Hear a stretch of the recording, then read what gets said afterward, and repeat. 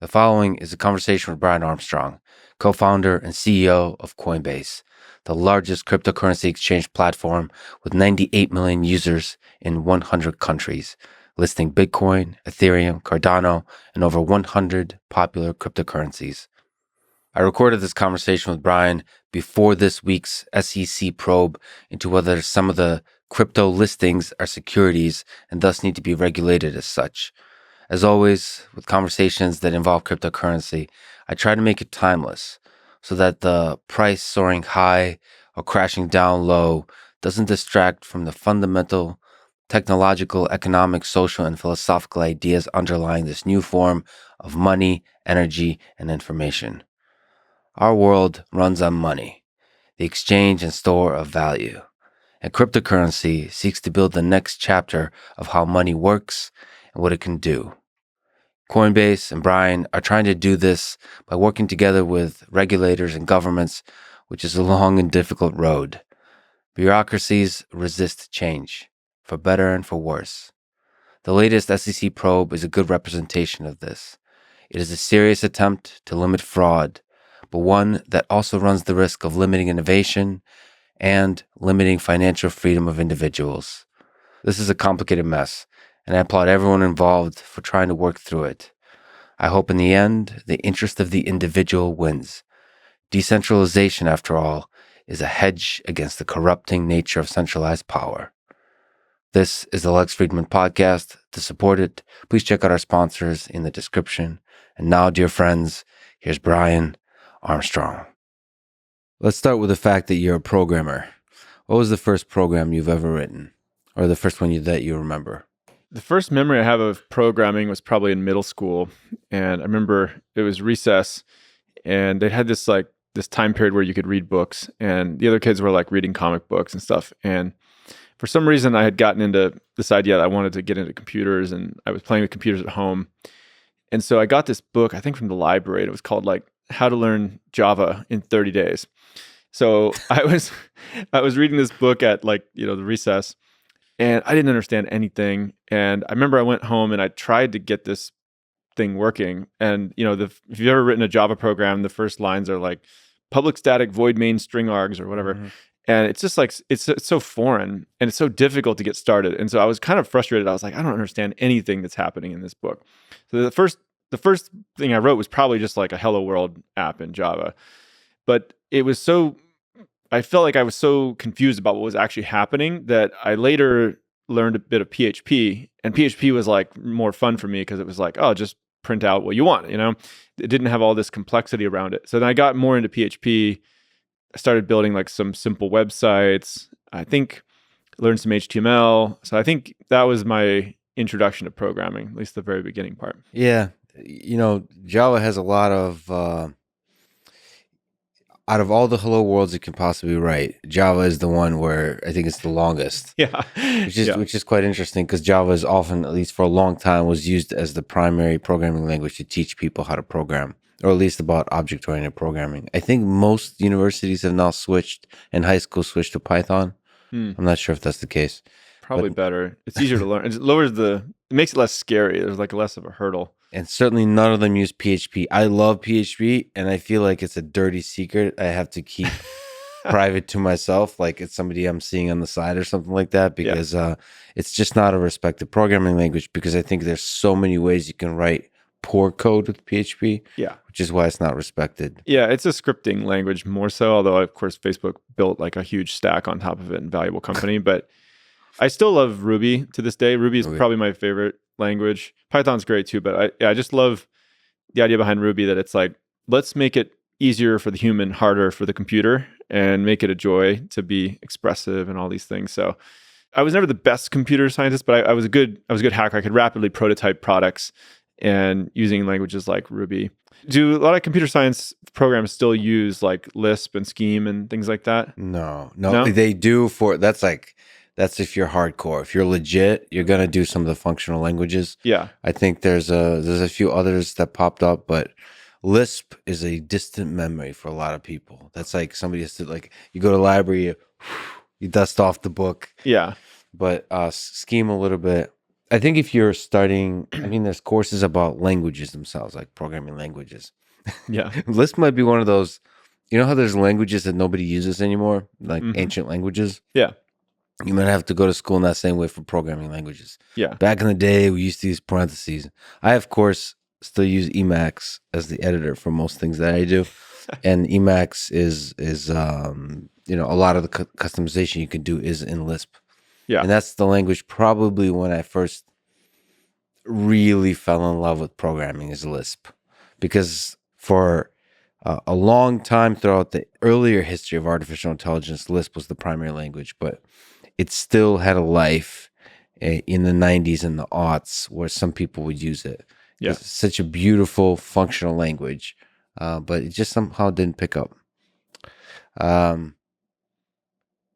That said, I should say, sort of push back, PHP. I feel like it's still true that most of the web runs on PHP. Most of the That's true. backend is still PHP. So if you look at, it's like the stuff that people don't talk about. It's like what runs most systems in the world, what runs most backend, what runs most front end. Yeah. JavaScript, HTML. JavaScript, I think the Stack Exchange surveys show JavaScript's the most popular language in the world, I think, right? Oh, yeah. In terms of programmers and numbers of, I wonder. By survey of number of programmers on Stack Overflow. Oh, yeah. But that's also the cutting edge, right? Those are the people that are just like excitedly writing code. That's true. I wonder if there's people that are just like maintaining gigantic code bases. Yeah. I feel like the amount of Java out there just running industrial systems has got to be enormous. And then, of course, in the banking industry, finance, it's like even older stuff, Cobalt and whatnot. But I've been actually looking for somebody to interview who represents Cobalt and Fortran. Like, who's the figure still there that holds the flag? I did, with Java, founder of Java, creator of Java, creator of Python, creator of C++, but nobody wants to hold the flag for Cobalt and Fortran, even though some of the most important systems in the world still run on those. Yeah. Like power systems and infrastructure systems, which is fascinating, and ATMs and stuff like that.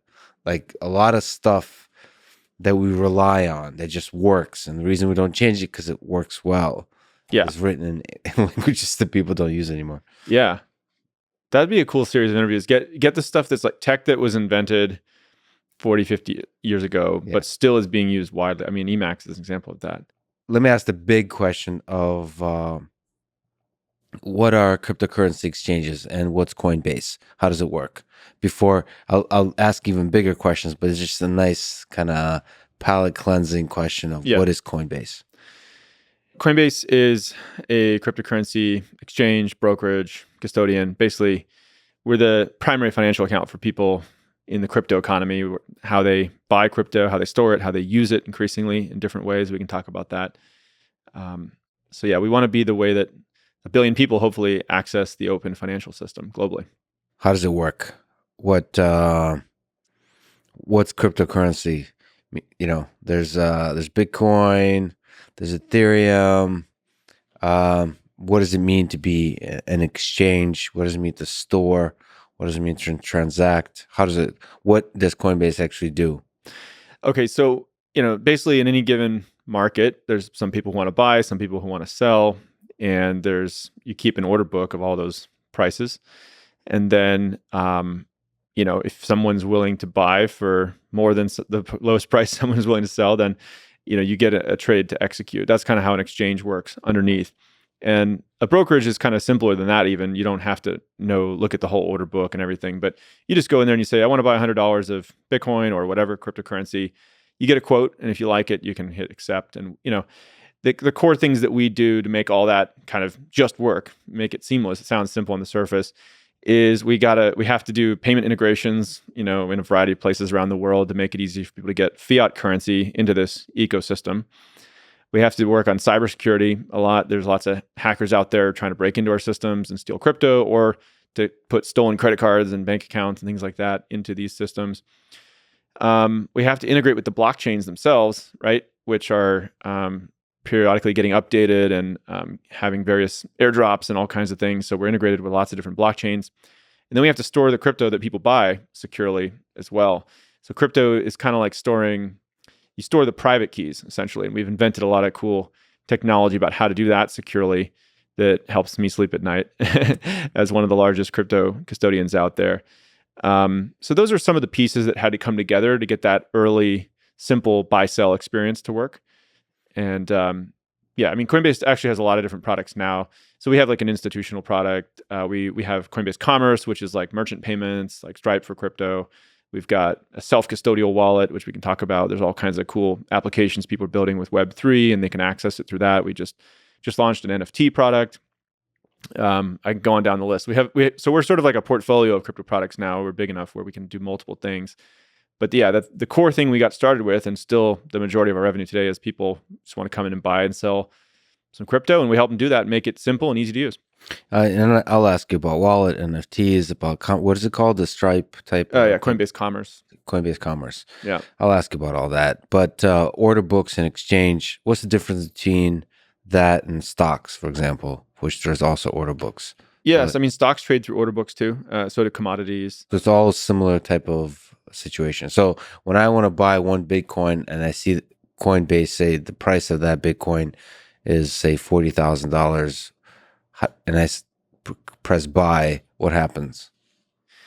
Yeah, okay, so you've gotten a lot, like, when you press the button on your keyboard, like an electrical signal goes up the wire on your keyboard. No, we won't get that low level. Well, that's also important, the timing, right? Because it's not price fixed. Yeah, that's true. It's giving you a quote, right? That's there's a whole concept of like slippage, and like by the time the quote is executed, if the price has moved too much, like we may reject it, and there's various things like that. But what's the simple version I can give you? So we'll basically check the order book, give you a quote. It's good for some period of time or for some amount of slippage, and then what's happening is we're initiating a debit to your payment method, whether that's a credit card or a bank account, or you're storing dollars or euros or something on our platform. There's various payment methods, so we're basically debiting that, and then we're crediting you the crypto, and we're taking a fee for it too. So that's fundamentally what's happening underneath. And then there's some interesting slippage. How do you calculate the how much slippage is allowed? Like how do you know these things? Because order books are fascinating. The dynamics of that is pretty interesting. Yeah, from the little I know about it. Yeah, so there's a lot of people, like traders, who get super into this, and like high frequency traders and arbitrage and all kinds of interesting topics. Flash Boys was like an interesting book on this whole thing. You want like access to information the fastest, sometimes even putting your thing in the data center right next to the thing. We don't allow that colo stuff because we want it to be more democratized. But basically, you give let's say we wanted to just keep it math simple. We want to charge a 1% fee. So if you're buying $100 of Bitcoin, and we'll charge you $101, we've presented you the amount of Bitcoin you're going to get for the $100. Now, let's say 10 seconds later you hit accept. We go to fill the order. So it's going to be some error bound around that 1% fee, right? And if we think we're actually losing money on the trade, I think we'll often reject it. So some part of the fee, the slippage is incorporated into that, averaged over a large number of people. I mean, just it's fascinating because like even just like that little detail probably requires a lot of experimentation. Yeah, and it's kind of like a giant bug bounty out there, because if you get it wrong, there's people who are going to arbitrage that, and we've had people sort of pen test our systems in really creative ways where like they'll just fire like programmatically with APIs, they'll fire off like a million different quotes and look for one of them that's out of bounds, and then take that money right there. And we get people doing all kinds of crazy stuff. But so how do you protect against that? How do you protect? Yeah. So we'll talk about cybersecurity in interesting ways, but there's a lot of clever people trying to do clever things to earn, not even just to break into the system, but to earn an edge of some kind in the system. How do you stay one step ahead? There's no silver bullet. It's a bunch of lead bullets, right? So it's like, one thing we do is we just have good test suites, right? So you're testing every piece of code that goes out. That's like just common good best practice, but it's particularly important in financial services. Another thing we do is we hire third-party firms to try to audit this stuff and break in. Another one we do is we have a bug bounty program. So we basically pay white hat hackers to find this stuff before the black hats do. And we've paid out lots of good bug bounties. So, try all the above. And occasionally you don't get it right and you lose some money, and then you fix it and you keep going. So, yeah. Let's talk about cybersecurity a little bit more. Yeah. You mentioned using stolen bank accounts. Yeah. So that's another one. That's another interesting one. How do you protect against that? Okay, so fraud prevention, is a big topic. So one of the there's a lot of things people do, but one of the things they do is that use machine learning, right? So you look at To protect or to attack? To protect against it. So what you want to do is kind of build up a labeled data set of all the different people who have turned out to be fraudulent and good actors, and hopefully collect as much data as you can. And then you might feed hundreds or thousands of these factors into your machine learning model, and it'll come back with a risk score.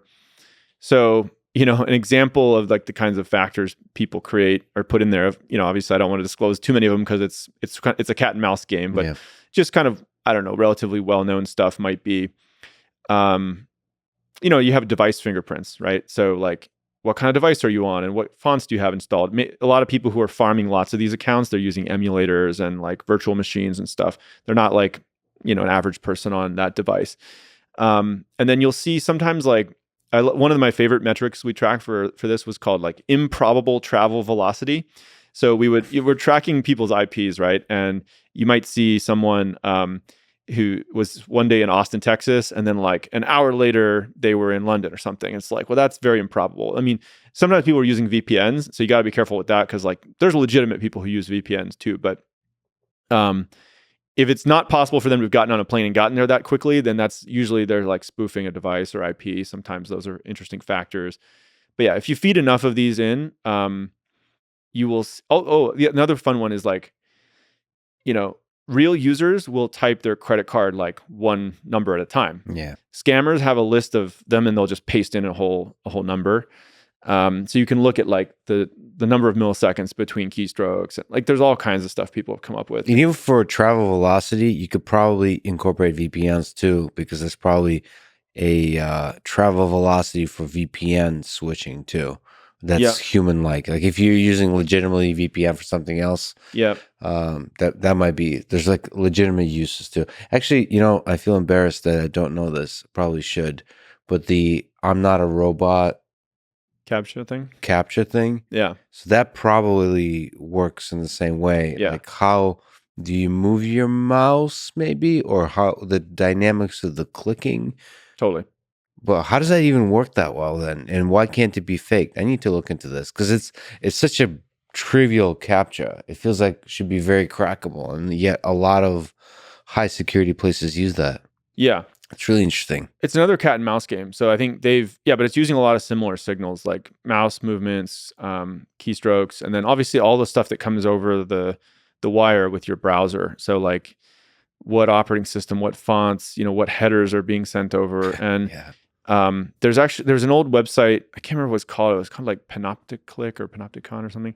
But it basically was like a proof of concept site that they would just show you all the data that was kind of getting sent over with your request, and like say that there's only one person in the world who has this exact set of data. It's you. And so it's almost like a clever workaround to track somebody, identify a unique person, even if like there wasn't a cookie involved or something.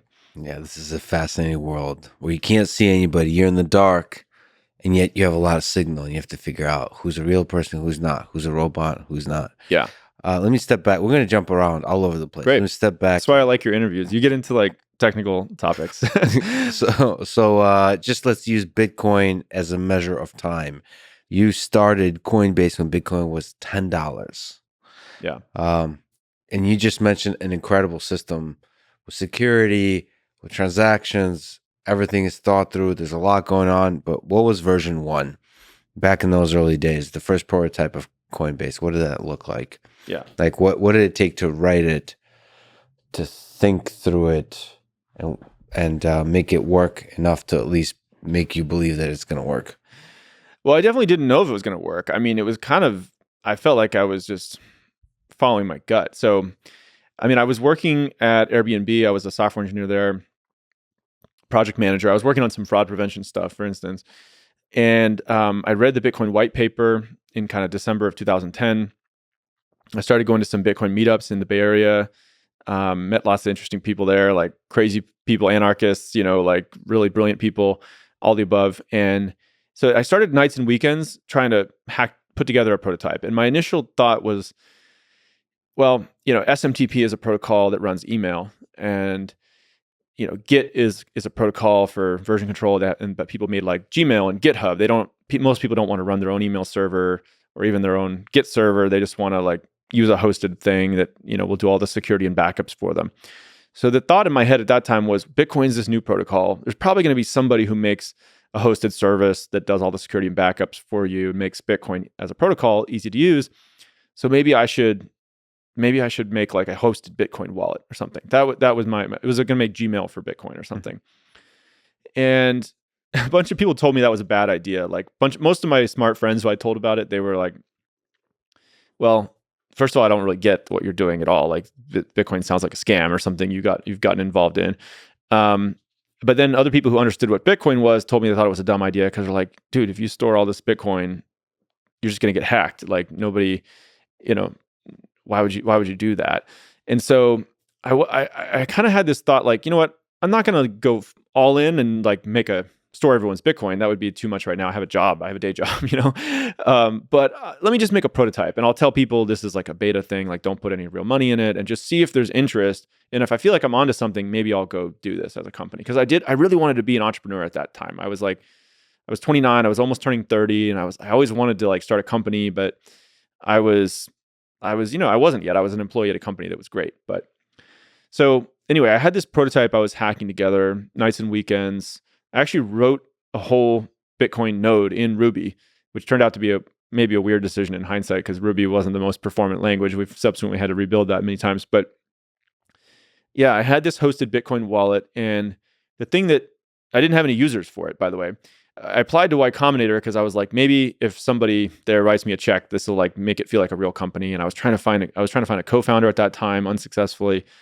So I was basically just wandering in the desert. I had a lot of self-doubt about this, because I was like, I don't know, all my friends don't think this is kind of dumb, and maybe Bitcoin is just going to get shut down, and like this will all be some stupid thing. So there was definitely a feeling of just wandering, lost in the desert, lots of self-doubt. Paul Graham and the Y Combinator group kind of wrote me the first check after I went and interviewed and stuff, and they wrote me a check for like $150K, and that was the first time somebody who I really looked up to kind of said, this is worth pursuing. Like maybe you're onto something, maybe you're not, but like let's at least try it.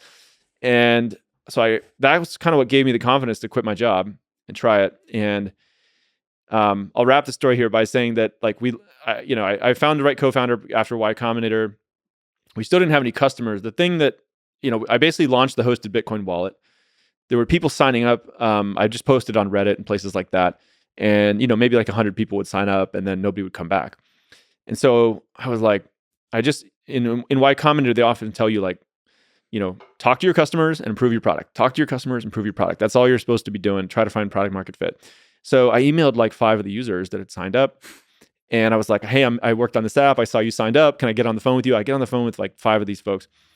And I was like, why didn't you come back? And the guy was like, well, the app was okay for a beta, but like I don't have any Bitcoin, so I didn't really know what to do with it. Mm-hmm. And I remember this light bulb kind of went off in my head. I was like, well, if I put a buy Bitcoin button in there, would you have used it? And he was like, yeah, maybe. So then I had this, we went about the process. My co-founder at that time, we like basically had to get like a bank partnership, payment rails, an exchange, basic exchange functionality, all that stuff I was mentioning earlier in place. And the minute we launched that feature where you could just click buy, put in your bank account or credit card, buy Bitcoin, it showed up in your account. From that day forward, like the number of users started to go up like this. And so we finally had found product market fit after 2 years of wandering in the desert. So you weren't even thinking about the on-ramps. You were thinking it would be just the wallet, a place to store Bitcoin that you've already gotten. Yeah. Okay.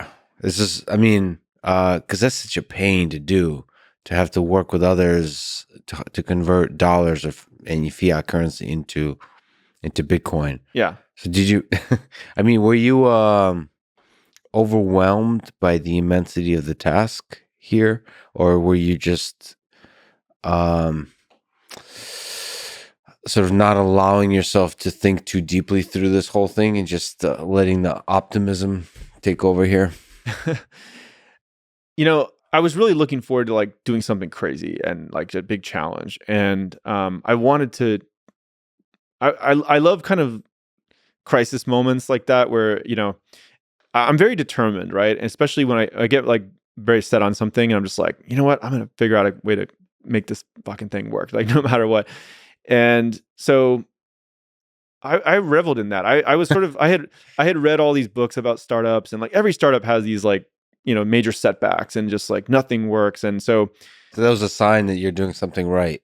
I had no idea if I was doing anything right at all, but I was like, I was kind of loving the experience of it in a weird way. It felt stressful at the time, like, nothing was working but I felt like I was on the right path somehow. And so I just kept going. I don't know. Um, what was the darkest moment that you've gone to in your mind during that time? What were some of the tougher moments? You said self-doubt. Yeah. Have you yeah, where'd you go? Where'd you go in your mind? Um, Is there a moment where you're just like laying there, this is hopeless? well, there's a couple moments I'm remembering. I mean, so for whatever reason, I had this like big chip on my shoulder at that time. And I was like, I really want to do something important in the world. Like, I could have a good life and like work for some good companies and write some software. And for some reason, I never wanted that for myself. That probably would have been healthier, honestly, just to Yeah. like, that as an expected value outcome, that's probably a better thing in life. But I was like, man, I really want to do something important and have a bigger impact. And I was willing to sacrifice a lot for that. I was like, sleep and not going out with friends and stuff. I remember just for like years working on this stuff. I remember one of the darker moments was we probably had like maybe 5 employees at that time. And I remember like a bunch of bad things happened like all at once. And it was so, first of all, you have to remember at this time, we were all very sleep deprived, which Yeah. kind of exacerbates everything. If you look at like the Exxon Valdez spill and all these like natural disasters, like sleep deprivation is often involved. So, because the reason why we were so sleep deprived is not just because we were working so much, but like the site would go offline in the middle of the night and I'd get paged. I was like on pager duty. So I'd get woken up sometimes like 2 or 3 times a night, like have to try to fix something, go back to sleep. So in that environment, you can get discouraged. So one bad thing that happened was we had a bug on the website and there was thousands of people on Reddit and Twitter who were all like pissed at Coinbase because like the balances were showing wrong. And they were just like, fuck this company, it's over. Like, I hate these guys. And so I'd never had this feeling of 1,000 people mad at me at the same time. I feel like I'm a pretty chill guy. Like most of the time people don't get mad at me. So that was one. Another one was that, Can we pause on that? That's so yeah, interesting. So you were saying like, here's a dream. I'm trying to create something, and now forever the reputation of this dream is ruined. It will never. It's irrecoverable. It's over. That kind of feeling. yeah. Well, you're right. I didn't know at that time. I was like, is this the end? Yeah, Like that's what the end looks everybody, like. we're so tiny now, everybody hates us. So is it over? Yeah. Um, yeah, nobody told me this before starting a company that like a bunch of people will hate you for this, which is like a very counterintuitive thing because if most companies I think are doing good things in the world, at least you're trying, right? And so even if someone's like trying but they're failing, I'm generally rooting for them. At least you're trying, right? Yeah. But that's not the case at all. And most founders I've known have gone through this too, where they're very surprised at the amount of hate that they get. And I think it's actually like a muscle you can build your tolerance to it, like because you go talk to somebody who's like, for you it feels terrible because you're at the center of this storm, and like, but if you go talk to like your family or some other person, like, dude, I didn't even hear about that. Like they're just busy in their own life, and so they have no idea that you had all this negative press or like whatever it was. Can I once again linger on that? Yeah. There's an interesting person I'd like to bring up, just as an example. Bill Gates. Yeah. So he gets a very large amount of hate on the internet. Yeah. And there's something about him, this is me talking, not you, that he seems out of touch about that hate.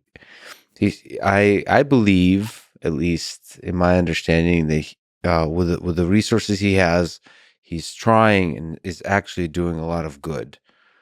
and yet there's a gigantic amount of hate, conspiracy theories, and stuff like that. Right. And it feels like that's the case because he's somehow out of touch with people. So I wonder how you stay in touch with the voice of the people without being destroyed by the outrage. Is there any wisdom you have to that, or I don't know about wisdom, but I've thought about this too, because you want to always be open to feedback, especially from people who have like your best interests at heart, right? And if you can become isolated from it and just like, surrounded by yes people, and I mean, who knows, maybe like Xi and Putin and people like that are in situations, I have no idea. But if you listen to too much of it and you just try to please everyone, you'll never get anything done. And I mean, most of the best leaders are people who they can act when they believe that they're doing something net positive for the world and humanity, and they actually don't really care if they piss off some portion of the people. Almost anything you're going to do of significance in the world today is going to piss off 5% of people, maybe 49% of people, or whatever, maybe 60%. I don't know. So you never want to become so surrounded by people who just work for you and will say yes, and then you think like, well, I'm a genius, and that's how you become a dictator or whatever. But you also can't care so much about what people think, because then you'll never do anything that's truly authentic to yourself.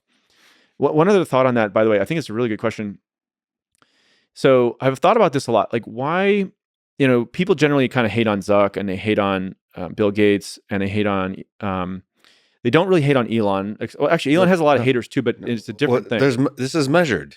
I was looking at some surveys. So I think Zuck is the most loved and hated, right? Yeah. Zuckerberg is the most both loved and hated. He's the most hated. And then I think it's Bill Gates, and Elon is down there. I think it's like 40% hate Zuck, people asked. And then Elon is in the double digits, but low double digits. And so it's interesting. You just look at this data and ask yourself why. Right. So I ask myself this sometimes too, because I don't claim to know any of these people well, but like I've met them briefly, and my impression is that they're actually all smart people trying to do good things in the world. So there's not too much difference there, despite public perception.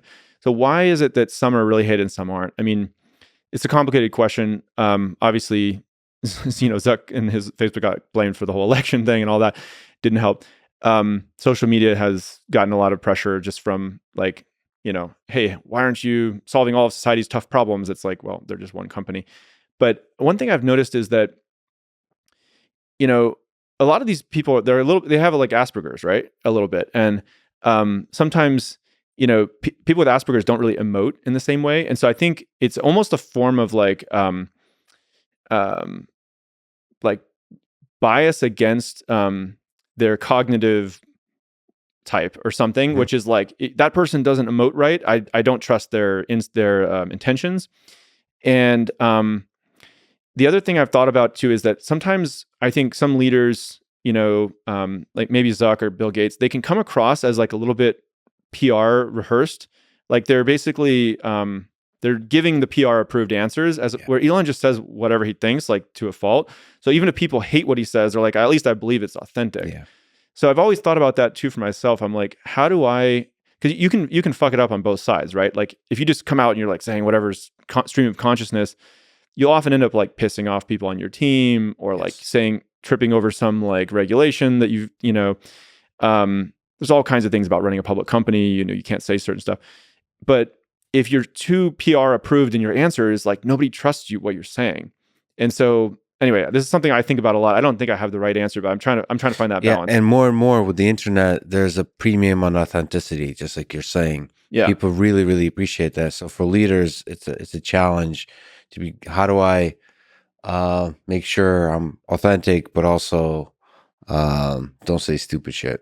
Yeah. And so that's an interesting thing. I've noticed that just having interacted with a bunch of leaders, that you have to be careful how much you surround yourself with PR folks. Because the best, I would say, let me just say a nice thing about marketing and PR folks, the best marketing folks are extremely good. Yeah. So they understand exactly what great marketing is and great PR. It's authenticity. It's revealing the beauty. as opposed to PR and marketing out of fear. Oh, don't say that. Don't say this. Don't Right. that. Because then you start living in this kind of that pushes you towards a bubble where you can't express your beautiful quirks and weirdness and all that kind of stuff. And also the beautiful things about what you're doing. I find like especially with tech things, like even like Coinbase, the way to reveal the beauty of it is not only by showing all the things you could do with it, but showing that there's great engineering going on underneath. So letting the nerds shine too. It doesn't have to Mhm. be like these kind of commercials where it's like a happy family using Coinbase to send a transaction about flowers for mom or something like that. Like it could be also like gritty stuff and real stuff. So um, that's a general just observation I made. But you said you were talking about dark moments and that there's people on the internet Yeah. that were pissed off that the site was down. And you said there might be something else. Yeah. So sleep deprived, like a bunch of people on the internet were pissed at me. The balances were fucked up. Like people were tweeting the company's over, just give the money back, whatever. And then, oh yeah, somebody posted. So we had all this. We didn't. We had started to get all these customer support inquiries, and like we only had like a few people at the company, and so we were backed up maybe like 20,000 support requests, so people couldn't get a hold of us. So somebody posted my cell phone number on Reddit, and they were like, if you need to get a hold of the CEO, whatever, because everyone's upset about where their money is. So I remember we're in the office. It's like late at night. We've been working like 12 hours. We're all sleep deprived. I'm trying to hack and like get this bug fixed, and we all need like food at the office. And so my phone has been blowing up all day because someone posted my phone number on the internet. And there's like a guy. There was a guy like trying to deliver food, and I needed to answer my phone to like get the food from downstairs.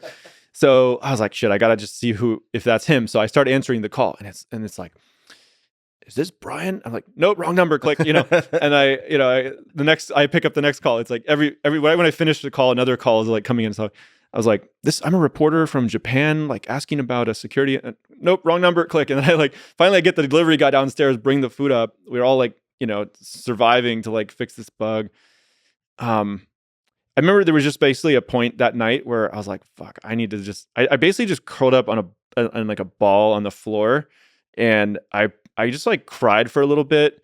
I think I let myself just kind of wallow in self-pity, kind of took a nap for about 5 minutes, and I was like, let's fucking solve this. And I like, stopped being like a little whatever and like got back So up. sleep deprivation combined with just the stress and the pressure of the site going down, and everybody wants the site to be up. Just the pressure from people and the number of users is growing and growing and growing. So Yeah. that pressure was just mentally tough. Yeah. What was your source of strength during that time? Like what? Like somebody that patted you on the back and said, "We got this." Yeah. Well, it definitely helped to have a co-founder. So, there's like that old saying about it's better to be in a great relationship than to be single, but it's better to be single than to be in a bad relationship. So Yeah. co-founders actually blow up a lot of companies too. But when you find the right co-founder, which I was lucky to find with Fred Ursom, that was very important. There was definitely moments where, I was like kind of, at the wit's end or whatever. And he's like, dude, let's rally. Like, and he basically carried the team, a couple times, like in really key moments. What advice would you give to startup founders about this particular stage, about surviving it to the 5 and through the 5 employee stage where you? Yeah. Well, if you're pre-product market fit, the best advice that I have from that period is action produces information. So just like keep doing stuff. I remember like Paul Good Graham. line. It's a good line. Yeah. Paul Graham had this great line like that. I think that's his line. And he was like, startups are like sharks. If they stop swimming, they die. So even if you're like not sure what to do, like just do anything, because when you do it, it'll produce some information. Like people liked it, they didn't. This was very true for me. There was times where I just did something instead of debating it endlessly and like just try it, like, all right, so we shipped it. And like there was a couple times where like the minute I shipped it, I was like, I know we built this wrong, but now I have an idea of what to do next. And it wasn't, I only would have had that idea if we'd actually gone through the exercise of going to build it. It's like my other favorite analogy for this is that you're like at the base of a mountain that's shrouded in fog, and you're looking up at the mountain and you're trying to think like, okay, how do I get up there? But you can only see like 3 or 4 steps ahead because the fog is so thick. So you have to just take steps into the unknown. And when you take 3 steps, another 3 steps will be revealed ahead of you. And sometimes you'll end up on some local maximum. You'll have to retrace your steps or whatever, or come up to a cliff, But most people in life don't take the steps into the fog, into the unknown, because it's scary.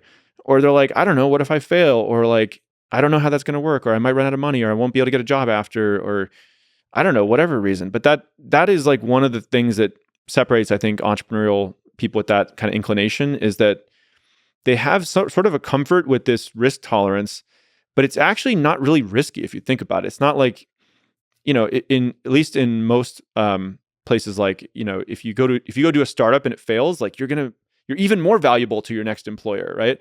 Or you can go raise a seed round, pay yourself a salary, try it for like 2 years or 3 years. If it doesn't work, go get another job. It's not like you weren't paying yourself a salary during that time. So I think people overestimate the risk of doing a startup, and they just never start because it seems crazy and all your friends think it's silly. Like that's sort of the default nature of every big startup idea. It's just basic fear. It's the same kind of fear that if you see if you're a guy, see a cute girl at a bar, it's the fear associated with coming up to her. Yeah. You like her, asking her. It's like, what's the actual risk exactly? Right. She'll say, no thanks, I'm not interested. No thanks. And I guess the risk is like, that's going to be mentally difficult to deal with rejection. So just like it's mentally difficult to deal with failure. Yeah. If you had a bunch of ideas and you were excited about them and you implement them and you realize they're not good, that could be difficult to keep pushing through that. But I suppose that's life. You're supposed to, perseverance through the failures. Yeah. And then the risk is low. So and then the whole time through the fog up the mountain, you're looking for product market fit. Yeah, that's right. So you have it when the usage of your product keeps growing without any marketing dollars or anything like that. It's just like more people keep coming back every week or month. So you're basically watching your stats. Nothing is working. You see these little wiggles of false hope in your metrics, and you basically just keep talking to customers, improving the product. Talk to customers, improve the product. Talk to customers, improve the product. And try not to run out of money. So be really scrappy. And then if you're lucky, you hit some kind of threshold where like, okay, the thing is good enough now, or we hit on some use case, and then it'll organically start to grow a bit. And then you have a whole different set of problems once you hit product market fit, which is, how do we scale this thing? How do we hire people? How do we, hire an executive team or raise more money? And so the problems totally change. But you were there through the whole thing. So that's the other question that's fascinating. Mm-hmm. Again, back to the girl at the bar. How do you hire people? It's like, how do you find good friends? How do you find good relationships? And in this specific case, how do you hire good people? Engineers, executive, all of it. One thing is I've done a lot of reps on hiring at this point. So Coinbase has about 5,000 people. Probably the first 500 people or something, maybe in that range. I interviewed every single one of those, but you have to remember there's probably like, I don't know, on average, maybe 10 people that we went in the process for every one we hired or something. So it was like, by the time that we had 500 employees, I had done like 5,000 interviews or something. I was like very burned out on interviews. I had been doing, some days I did like 7 interviews in a day, or maybe, you would do lots of interviews. Maybe you wouldn't get burned out, but different kind of interviews. Very different. Yeah. Very different, because you're, so first of all, most of your interviews lead to rejection. Yeah. Which is also exhausting. Yeah. And there's a whole part of the interview which is about candidate experience, right? Sometimes it's not the right person, but you want to make sure they have a good experience. Yes. Like if you're just exhausted and you're on your 6th interview and you're like, well, thanks for coming in, and you wrap and then like you're going to create a detractor, someone who's out there like, fuck that company, or Brian was rude to me or whatever. So I had to work on that a little bit in the early days, because I was doing so many interviews. Like I needed to make sure that when people came in, I was like, made them feel comfortable. Asked them a couple of like warm-up questions, just like, oh, how was it getting in the office? Like, did you find it okay? And like, what have you been up to this week? And not just like, like a factory assembly line, like boom, boom, boom, like run. So yeah. But also there's a moment, because I've interviewed a bunch of people for like teams and stuff. Yeah. There's also a moment when you early on know it's not going to be a good fit. Yeah. And you still have to land that plane and and all that kind of stuff, and that could get really, really, really exhausting. So yeah. Anyway, sorry. So Yeah, so basically, we've tried so many things over the years to make interviews more efficient because it's a huge time sink for the team. So we basically will usually get them down to like 25 minutes. I've seen if you're trying to hire like a big team, let's say, of people who are like contractors or something, not necessarily full-time employees. I've seen people actually do 10-minute interviews. You can even interview like 1,000 people almost like in a week or something. I'm not sure if that quite works out, but let me a little less than that. But you can basically get six done in an hour if you're I need to get a team of 30 contractors for whatever purpose. But if you're talking about full-time employees, I usually do like 25-minute. You're oftentimes like one thing we've done is we'll put like a Google form online, and it's like put some basic hurdles in there, like ask them to put in an answer which you can check in a spreadsheet if it was correct or not. And like there was some funny examples in the early days of Coinbase where we put in like brain teasers and stuff, but we don't do that anymore. We do like normal interviews, we do references. The kinds of things I ask in interviews, it's usually like I like to think about what do we need this person to accomplish in this role, right? And get really specific about that. It's like usually something pretty hard. And then I'll ask them a question. It's like, tell me about a time you did X. Mm-hmm. And or tell me about the hardest kind of problem you've had to solve in Y, and what did you do specifically to overcome it, right? So I'm asking to see if they can actually do the stuff we need to get done, but then I'm also kind of asking like culture questions if I'm interviewing for that. And so I'm trying to see like, are they concise communicators? Can they just give me a clear answer and stop talking? Some people like ramble on for like 5-10 minutes if you ask the first question. Some people are, they're interrupters, like Church of Interruption. So like they won't stop talking until you interrupt them, which for me, I'm always patient and I wait. So yeah, that's weird. I'm looking to see for humility too. Like, I'll ask people, well, tell me about a time something went really wrong, like you had conflict with someone on a team, or and what I'm kind of looking for is, were they part of the solution, or are they still holding on to like blame and criticism about that and be like, well, I told them they shouldn't do that way, but they didn't listen to me. And, these are all like bad signs. So I'm looking for, can they get the job done? Will they work together on a team? Can they communicate effectively?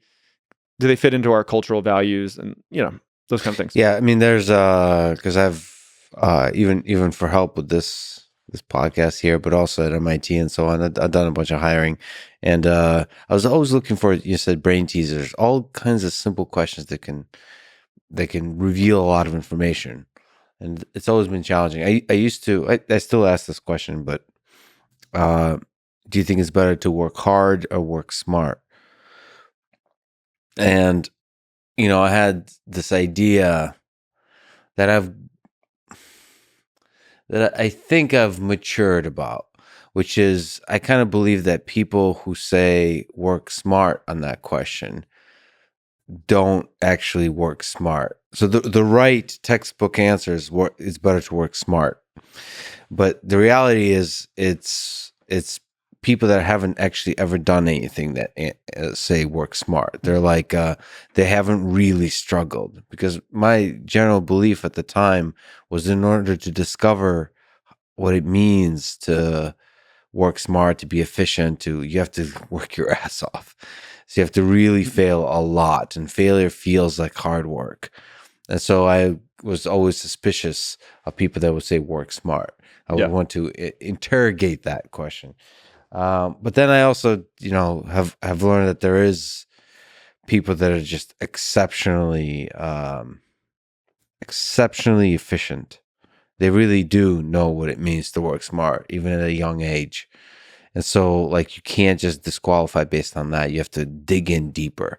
But some of the most interesting people I've ever worked with would say work hard unapologetically. And they're usually the ones that know how to be efficient, it's just an interesting thing like that. And I've always searched for questions of that nature to see, can I get a person to reveal something profound about them in as brief of a question as possible. And and then of course there's basic attention to detail and brain teasers and stuff like that, depending on the role, programming and so on, to see, can they solve a tricky puzzle and do so, like one that doesn't require a lot of effort, but requires a certain nonlinear way of thinking. Is there some? I mean, maybe you don't want to reveal, but is there some questions that you sometimes find yourself leaning on? You said like, how did you solve a hard problem in your past, and Yeah. have them talk through it? That's one. We started with brain teasers periodically at Coinbase, and we got away from that relatively quickly. And I think it's a tough one because I actually think it does show how somebody kind of performs under pressure, but I don't think it's a super reliable indicator because there's some people who are really good at what the typical work situation, but that's not a typical work situation where somebody puts you on the spot, like in a live interview. And sometimes people get nervous and they can't think clearly, and like they don't have their computer in front of them or whatever they normally use. So yeah, I'm a little skeptical now of the brain teaser thing. There is a whole, there is a whole question about, like, a lot of universities are getting rid of entrance exams. So if you're hiring right out of universities, sometimes it's becoming a less reliable indicator of like, are they in that university? And so I've heard some companies, we haven't done this yet, but I've heard some companies are actually creating their own, like for college grads, like their own basically exams, like standardized testing almost to get people in the door, because the degree almost like doesn't mean what it used to, which is a whole topic. But Yeah, that's fascinating because it's fascinating both for them, because it's not just about you trying to hire a great team; it's also to help them find the right place to work at. yeah, It's like it's like a two-way street. All right, so once you found the product market fit, how did Coinbase become what it is today? Ooh, that's So good let question. me ask an engineering question, actually. Yeah. Sort of from the Ruby wallet days. What are some of the interesting challenges there, or are they not engineering? Just the things that had to be solved. What were they? Engineering, regulation, um, financial, hiring, lawyers. What was it? So post product market fit, yeah, a lot of it's scaling, and you got to build out an actual company. So I remember I was still writing a lot of code there for a while, and we were hiring in. We had like maybe 25 people or something.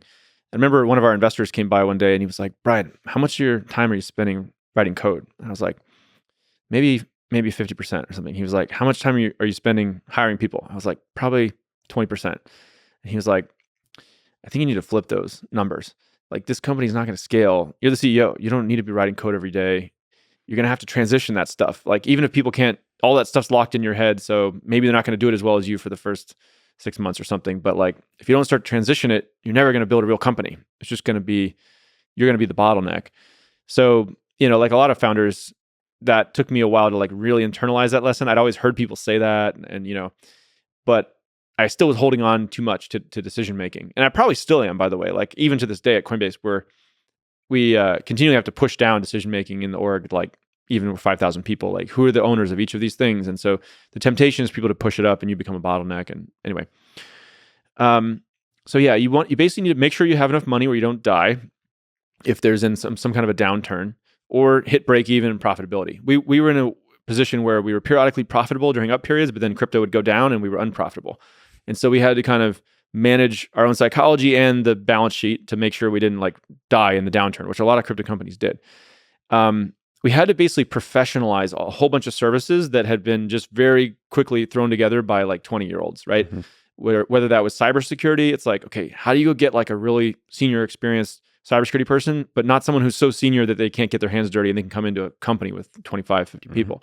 How do you get a finance person to come in and do that? Our finances were a mess. Like, we didn't even really know how much money we had at certain times and stuff. I mean, it's embarrassing to say, but it was true. Like, I remember there was a point where we had raised, I think, like our Series C or something like that, and I think we had our bank accounts. And I just put like $25 million like in a different bank account, that none of the stuff was touched to the actual operation of the business. Because I was like, our operations were so messy, and we needed to hire a new finance person. And I was like, I'd heard horror stories of actually startups where they thought they had X amount of money, And then it turned out they had way less, and then the whole thing was insolvent in like 3 weeks. So you wanted to have some padding to at Yeah. least like, all right, I can at least count on this to save us if we go like super negative. Right. I mean, it was like a cheap hack, but that was like the only I could come up with. And, until we could hire like a real CFO and finance team who like, okay, now we got our arms around how much cash we have. It sounds silly, but we had such high volume of money coming in and out. Anyway.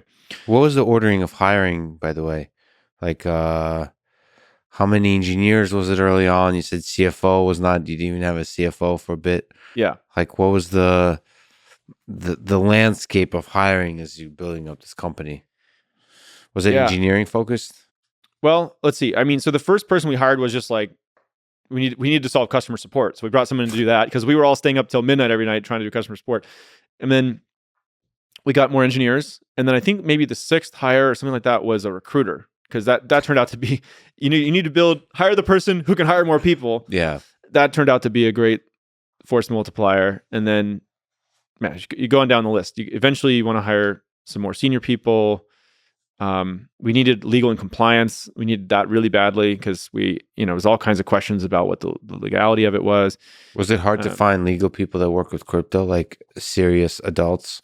Because it's such a cutting edge new world. Yeah. I mean, there was nobody who had like nobody had 3 years of experience with it because it had only been around a few years. That's right. So yeah, we were finding people from adjacent fields. There's a certain personality type of people who are willing to join early companies because they have no structure. You can't really commit to them about you're going to have this team or this boss or whatever. Like everything's in chaos and flux. So it takes, hiring is one of the hardest things in the early stage for sure. You got to find people crazy enough to join you on this journey. So one of the interesting things about Coinbase, and we'll talk about it a bit. You're very focused on the mission. Yeah. You're very kind of, I think that simplifies things. That makes hiring easier. That makes working at Coinbase easier. That makes, I mean, it's similar. Sort of Elon has the same thing. It's pretty clear. It's pretty clear what we're here to do. Yeah. So I suppose what's the mission of Coinbase? Well, it's to increase economic freedom in the world. And what is economic freedom? Yeah, so economic freedom is this term kind of like GDP that economists use. And it's basically a measure of different countries around the world. It looks at things like, are there property rights enforced? Is there free trade? Is the currency stable? Can you start companies that you want to start? And can you join the ones you want to join? And, is there corruption and bribery prevalent, or is it relatively free of that?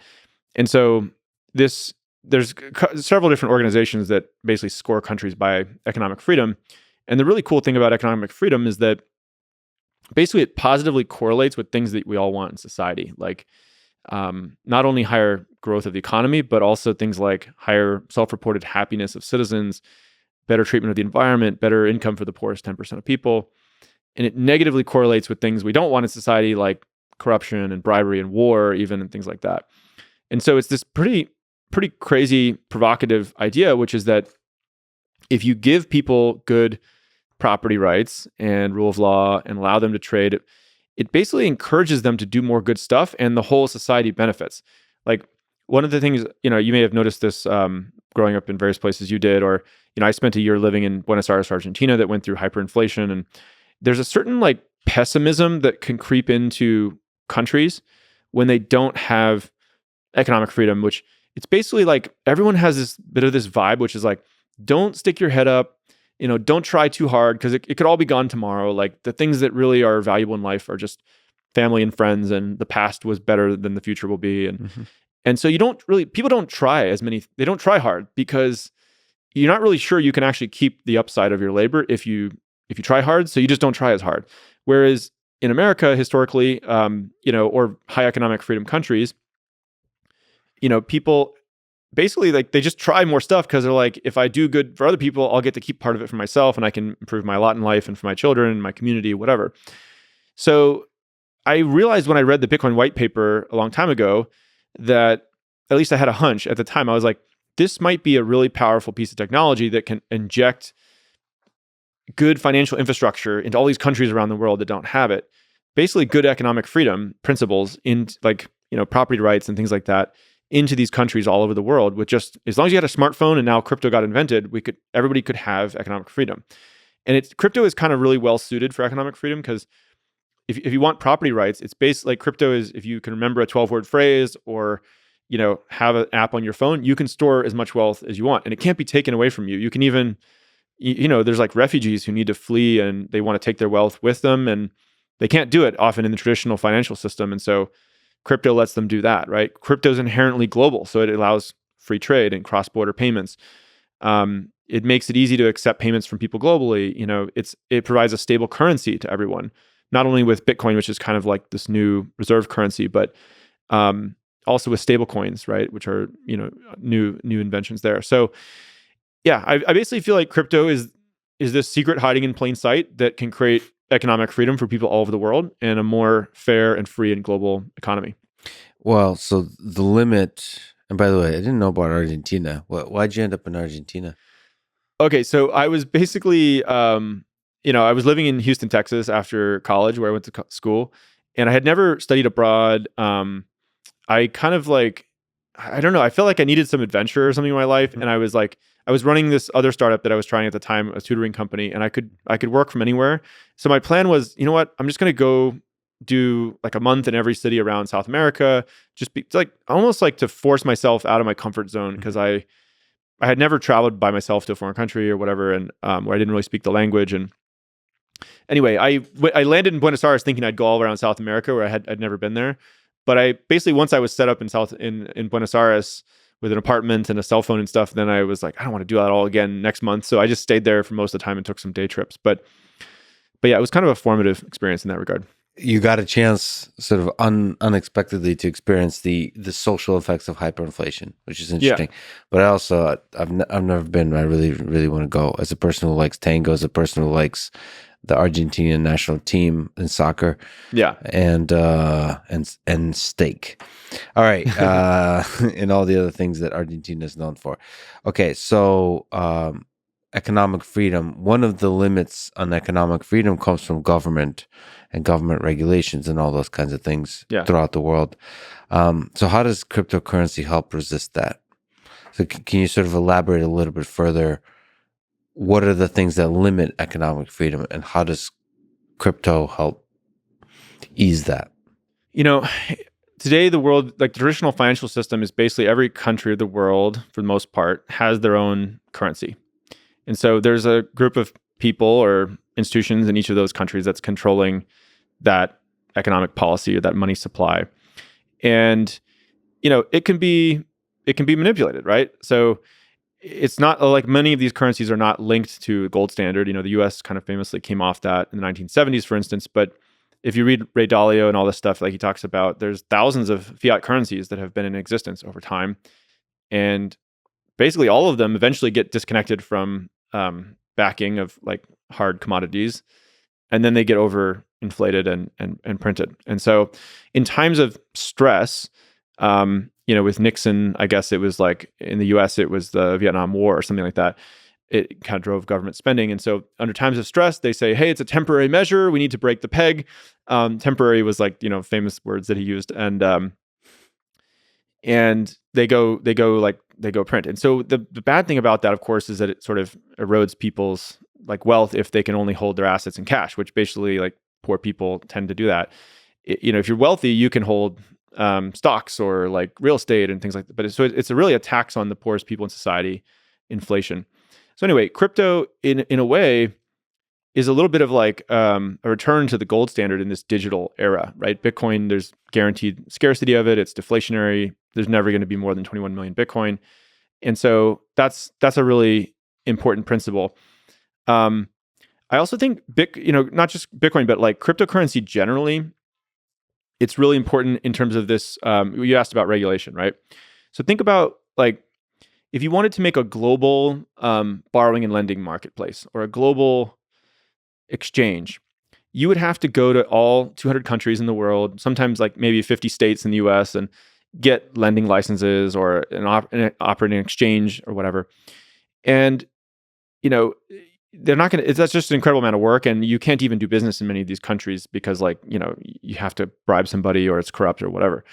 And so, but with DeFi, with decentralized finance, people have published, like Uniswap is a decentralized exchange. Everybody in the world, no matter what country you're in, what jurisdiction, can interface with that decentralized exchange because and there's no central company operating it. It's a smart contract on the Ethereum blockchain, which is globally decentralized. So there's no throat to choke. There's no one person or a company you can go to like, hey, shut this thing down. Even if everybody who's working on Uniswap today stopped, the Uniswap smart contract would continue to operate on the Ethereum blockchain. Similarly, for like a borrowing and lending marketplace, like it's, if you want, somebody in India wants to borrow from somebody in the US or whatever, like there's very difficult to do that in the traditional financial world. But in a smart contract that's decentralized, you can enable anybody to access it. So it's really kind of this great democratizing force that is creating a new financial system that is more fair and more free. And in some ways it is it's a clever way that's not it's enabling people to do that in a novel way. So is Uniswap in some sense a competitor to Coinbase? In which way is it? In which way is it not? So because for people who don't know, Coinbase is centralized. So let me ask, doesn't that go against the spirit of crypto since crypto is decentralized? What are the pros and cons of being centralized as an exchange? So I don't think Coinbase is fully centralized. We have many different products. And the way that I think about it is that our exchange or our brokerage is a centralized, regulated financial service business. And it's actually important for the crypto ecosystem to have that because you want to allow a lot of the fiat money in the world to flow into the crypto economy. So we're very proud of that. And I think we've helped a lot of that money flow in. Now, once people have money in crypto, they can choose to hold it in a variety of ways. And they can choose to hold it in a self-custodial wallet, which is more decentralized. They can choose to use decentralized exchanges, which we love. And Uniswap is not really, I don't think of them as like a direct competitor to us. We basically have integrated Uniswap into a number of our products. We love DeFi, decentralized exchanges, the whole thing. So, and Coinbase Wallet, which is a self-custodial wallet, is more decentralized and it allows people to hold their own crypto. They don't have to trust us. Can you explain what a self-custodial wallet is? What is a wallet and what is a self-custodial wallet? Yeah. So it's confusing. So so a custodial wallet means you're trusting Coinbase to store your crypto, the private keys themselves.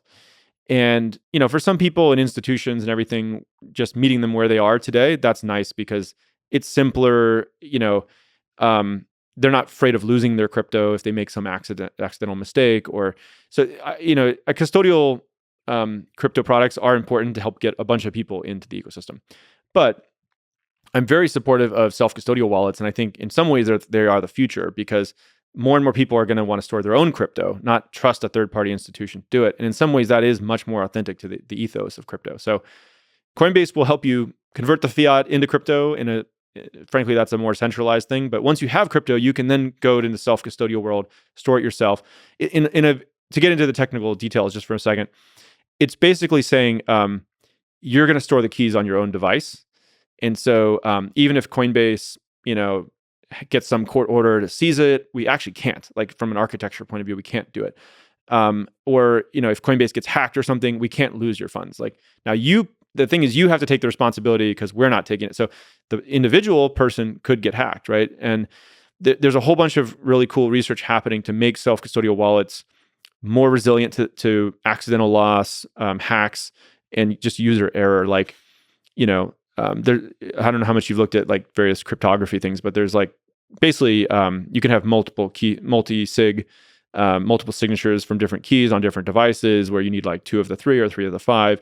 There's a whole technology called multi-party computation or threshold signing signatures, which is really cool. But those are the things you would run locally? What these are all security measures, like cryptography measures to protect you without a centralized component? Right. So like a simple example would be, let's say you had a 2 of 3 key signature and, one key might be stored at Coinbase, but that's not a quorum. So we couldn't unilaterally move your funds. But another key is on your device, on your phone, let's say. Oh, cool. So in a normal situation, you have a key on your phone, we have one. So 2 out of 3 now, just, it can all get signed very quickly for day-to-day use. But let's say you lose your phone or something. Now there has to be a third key, and that's where, you could store it in a backup somewhere. like in Google Drive or iCloud, you could trust a third party that's not Coinbase to also have that one key, and they can't do anything unilaterally with that one key. So that's a simple example. You can get way more complicated. Yeah, that's an awesome idea. And so, like, Yeah. if your funds get seized, Coinbase can't do anything. Right. But you better not lose your phone. Maybe in that case. Yeah. So Yeah. that's okay. Well, then it Yeah. provides so even if you lose your phone, then there is a recovery mechanism, because you can get the one key from Coinbase, the one from your backup provider, and recover a new one back on your phone. No, So, I know, yeah. But what if Coinbase is no longer, but because of government, because of say it's in North Korea, government says you're no longer like Coinbase is shut down in that country or something like that. Right. Then you can get it even if you have access to those two. Right. So again, perhaps a silly question, but isn't a self-custodial wallet a competitor as a notion to Coinbase? No, I mean we offer a self-custodial wallet. We've built one, and it's like. But doesn't it bleed I guess I'm asking a sort of a financial question. Is like, how does Coinbase make money on transactions? So does this does not decrease the number, or does not significantly negatively affect transactions? Or are you more focused on growing the number of the pie of the number of people that are using cryptocurrency? Yeah, like a traditional financial service firm would probably say, well, we should be let's keep more of the custody with us, because that's how we prove to the world that we're valuable or whatever. I don't really believe that. Like, I think that actually we kind of want to encourage our users to move to self-custody over time for those who are ready and willing.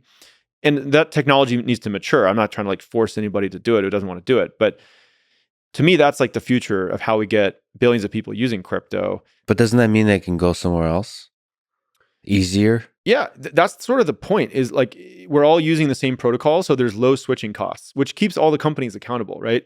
Like if you want to access the Visa network, there's only one company in the world you can go through to do that, like Visa. But if you want to access the Bitcoin network, there's dozens or hundreds of companies out there who can do that. So it's arguably, you could argue it's worse for us as a company, but I think it's better it's what makes Bitcoin interesting and cryptocurrency interesting, is that nobody controls it. There is low switching cost for customers. It's better for customers. And that means that all the companies in the space are going to be held to a high standard, because the minute you lose someone's trust, they're just going to move their Bitcoin to some other service. And that's good for the world. Do you think of Coinbase as, so there's these ideas of layer 1, layer 2, layer 3 technologies. Yeah. Do you think of Coinbase as layer 1, layer 2, layer 3? Now that said, there's so many products that are under the Coinbase umbrella that's hard to answer that question. But what do you think? Yeah. Do you acknowledge the existence of layer 3? So usually when people are using those terms, layer 1, layer 2, so they're referring to, like, layer 1 would be the blockchain, layer 1 blockchain itself, like a Bitcoin or Ethereum or something, not like a centralized service like Coinbase, or even our decentralized self-custodial wallet. So I wouldn't consider us to be like a layer 1. These are the decentralized protocols that we're integrating, but Coinbase itself is not those things. Yes, but layer 2 is the thing that was basically doing transactions without the settlement on the blockchain, and so you get to have some of the benefits of faster transactions without the security associated with the blockchain. And layer 3 is, I suppose, sort of apps built on top of that. So, at least I think, talking to Michael Saylor, he considers Coinbase a layer 3 technology. Interesting. Okay. Well, I'm not really particularly familiar with this kind of distinction of layer 3 and 2. I don't see them as fundamentally different. But some of one way of asking that, is there some layer 2 like of magic happening in order to make transactions associated with the blockchain happen instant, so that they're quick, so that on Coinbase, is there some magic going on there? Because we should say, how many cryptocurrencies are currently on Coinbase? So it's more than 2. Yeah. It's a lot more than 2. Yeah. So you have to understand, you have to incorporate all these technologies. Yeah. So how do you make that magic of sort of universal transactions happen across all of these different cryptocurrencies? There's our centralized products and decentralized products, right? The centralized products we are storing that crypto for you. And so if you're moving from one of your accounts to another account, like an ETH1 account to ETH2 account, or from my ETH Coinbase centralized account to your ETH central, so we can do that transaction off chain to make it faster, and it saves the customer fees, and it just confirms instantly. But it's not truly using the decentralized blockchain, right? So you can also send to any Bitcoin address or Ethereum address, for instance, and that is putting the transaction on chain. Now, our decentralized products like Coinbase Wallet, the self-custodial wallet, every transaction is happening on chain with that. And so basically what it just shows a little bit of the evolution of Coinbase and the blockchains themselves. Like in the early days, these networks were not scalable. And so there were no L2 solutions, for instance. And so we had to do sort of these hacks, like moving the crypto off chain if you were moving between your own accounts and stuff like that. Otherwise, the miner fees would have just eaten us alive as a company, right? And but now that the blockchains are starting to scale, there's a whole bunch more work that needs to be done on that, and we're getting L2 solutions. So I think more and more of the transactions are going on chain, whether it's L2, L1, and we shouldn't be ideally we shouldn't be doing that many transactions, off chain, but just internal Coinbase ledger or something. That's not really in the spirit of crypto. So when you say on chain, that includes like a Lightning network. That includes layer 2 technology that the blockchain proposes. Yeah. So okay. So I guess I was asking how much fun magic is happening off chain within Coinbase, and you're saying in the early days you had to, but you try and do less and less. So look, there's a bunch of like high frequency traders that use the centralized products, and even just regular retail people, like they don't want to pay the gas fees and stuff, and they're trying to. It actually we back of the envelope, calculated this out at one point, and just like it would be completely infeasible for like high frequency traders to put everything on chain at this point. That's basically what DEXs are doing, and so both are important. I think more and more is going to move decentralized over time, which is great, and we're DEXs are decentralized exchanges, by the way. Yeah. So anyway, we want to encourage more and more of it to move decentralized over time, but the centralized things aren't going away for like a long time. It's a decade from now, there's going to be some big institution or pension fund or central bank that's like, all right, we got to hold crypto. Let's set up the account in a centralized way. So that's fine. Both are important. Do you know the number of cryptocurrencies currently on Coinbase? Do you know that number? It's over 100, but it depends. It depends what jurisdiction you're in, and are you an institution versus retail? It's like there's so many different categories now. Even but over 100. Yeah. So what does it take to become an asset, to become a cryptocurrency on Coinbase, to add your technology to Coinbase?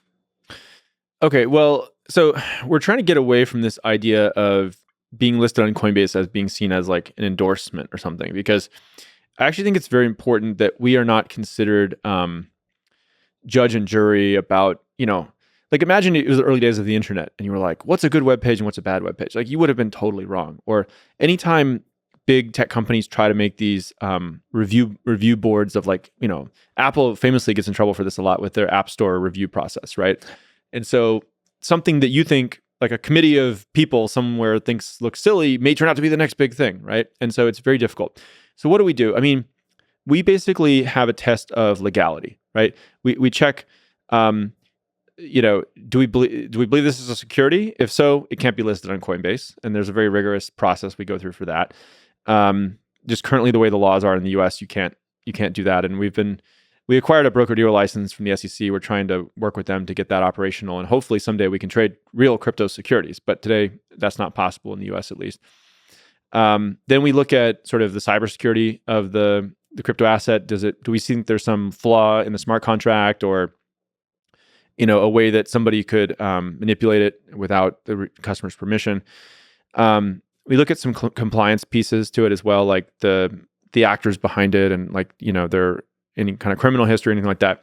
But if we believe it meets our listing standards, basically this test of legality and everything for customer protection, then we want to list it, because we want the market to at that point decide. And it's kind of like Amazon or something like that, where a product might have 3 stars or it might have 5 stars, but if it starts to get 1 star consistently, like it's probably fraudulent or it's defective or something, like maybe Amazon will remove it. But Otherwise, you want to let the market decide what these things are. So that's generally how we do it. And by the way, more and more of these assets, I think especially like low market cap assets are going to be traded on DEXs through Coinbase. It's not that we don't need to list every asset on a centralized exchange. I think DEXs are really good for the long tail. And then it becomes it's even more clear to people, like this is not some endorsement by Coinbase of like, this asset's good and this one's bad. Like, my belief is there's going to be millions of these assets over time. And so I hope it doesn't like make news every time we add one in the future, basically. Yeah, I wonder how you get there, because I look to Coinbase for example, people, as you could imagine, sort of tag me on Twitter or something like that, and all that. Like, you should interview our sort of the founder of this particular coin, right? Yeah. And it's so hard for me to know first of all, what's interesting technology, what's who's a scammer or not, who's actually legitimately representing an ambitious new thing versus a scam. Yeah. And there's very few sources of like verification signal, and unfortunately Coinbase in part has become a little bit of that too, and you're trying to get away from that because you're trying to get as many sort of let the people decide. So you're thinking of like Amazon star type system where the people could rate. Yeah, so I think we'll actually probably add like user ratings and reviews. So and we'll be very cautious about like, these are real people. There's a bunch of stuff we have to do for that already. So I think wisdom of the crowds is good in terms of getting feedback on items. But we're going to do our own review, which I mentioned earlier, right? Which is like, okay, it meets this minimum bar to be listed on our site. Yeah. So I think, both are important. How do you know if a coin is a scam or not? Well, you can see a few things. So, I hate to use the word scam because a lot of these are judgment calls. You got to a court may or a jury may land either way. But things that would be red flags to look at would be, is a bunch of the asset owned by an insider or insiders with short vesting periods. Does the background of the founders, like they may have criminal records or if they've perpetrated other frauds in the past, right? There's a difference between something which is just a Me Too product that's like doesn't have anything interesting about it, and something that's an actual fraud or outright scam. And you have to, a lot of this data, what's cool about it is that it's now available on chain. You can look at like the tokenomics behind it and see who owns tokenomics, it. And are they, and are they selling it, in like inappropriately, or are they pumping it on like YouTube and Twitter and making promises about, hey, the value of this thing may be higher in the future. And like all those are just big no-nos that we would, we just don't want to go there. So our whole thing is like, we want to enable innovation in this space, but not allow anybody to curtail the advancement of this industry by like doing some kind of fraudulent thing or get rich quick thing. So it's a tricky industry because I'm trying to figure out who to, what's interesting to understand, to research. Yeah. And it's hard to know. Let me ask you about a tricky one to add to a centralized exchange, which is privacy preserving cryptocurrency. So like Monero. Yeah. Is that technically difficult, or is that why is like Monero, for example, forget that specific one, but like privacy preserving cryptocurrency blockchains, why is that ever possible to add? So that's a great question. So the answer is maybe. So here's the reason why. So because we're a regulated financial service business, we have various licenses to do that. We are regulated by various regulators. Part of those licenses requires us to have a, quote, reasonable program to monitor for suspicious activity. An AML program, anti-money laundering, right? And so if a coin is 100% anonymous and we can't really do blockchain analytics to track source of funds and where these things might be going, it makes it harder to have a reasonable program around that that's defensible. Now, there are privacy preserving coins like Zcash, which have something called a view key. And a view key is basically another key which allows you to de-anonymize the transactions in specific situations where you want that. So for instance, we do support Zcash. And one of the ways we got comfortable with that is that when you're buying it on Coinbase, you can basically have a view key. The transactions are not anonymous while you're buying it, and we can see where it goes afterwards and do our whole standard program. Now, if it gets a few hops away down the road, I mean, people could eventually turn on privacy preserving aspects. So, these are tough judgment calls, but at least in terms of our interaction with the customer and everything, we feel comfortable at that.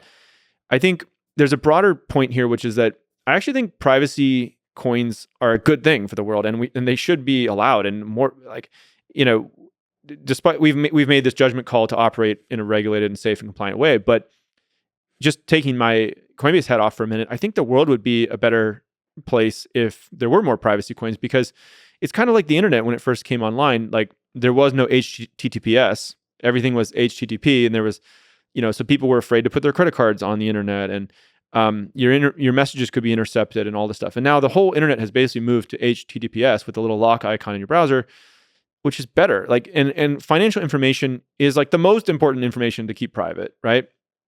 So there's times where, like, let's say you're running a charity or something and you want to have total auditability, transparency for the whole world, who donated and where did the money go. That's great. You want it to be public.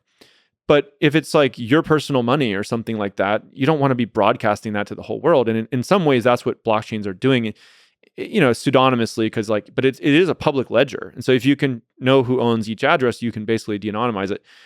I think basically the people should fight for privacy and freedoms of all kind, but privacy of money is a good thing. So I would like to see more of that in the future. You've chosen with Coinbase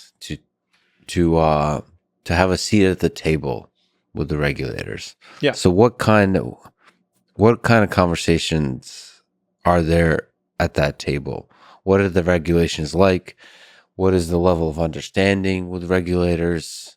What are they worried about? What are they thinking about? What are the positive and what are the negative regulations that you're facing, that you're educating, struggling with, pushing back on, supporting, all that kind of stuff? Yeah.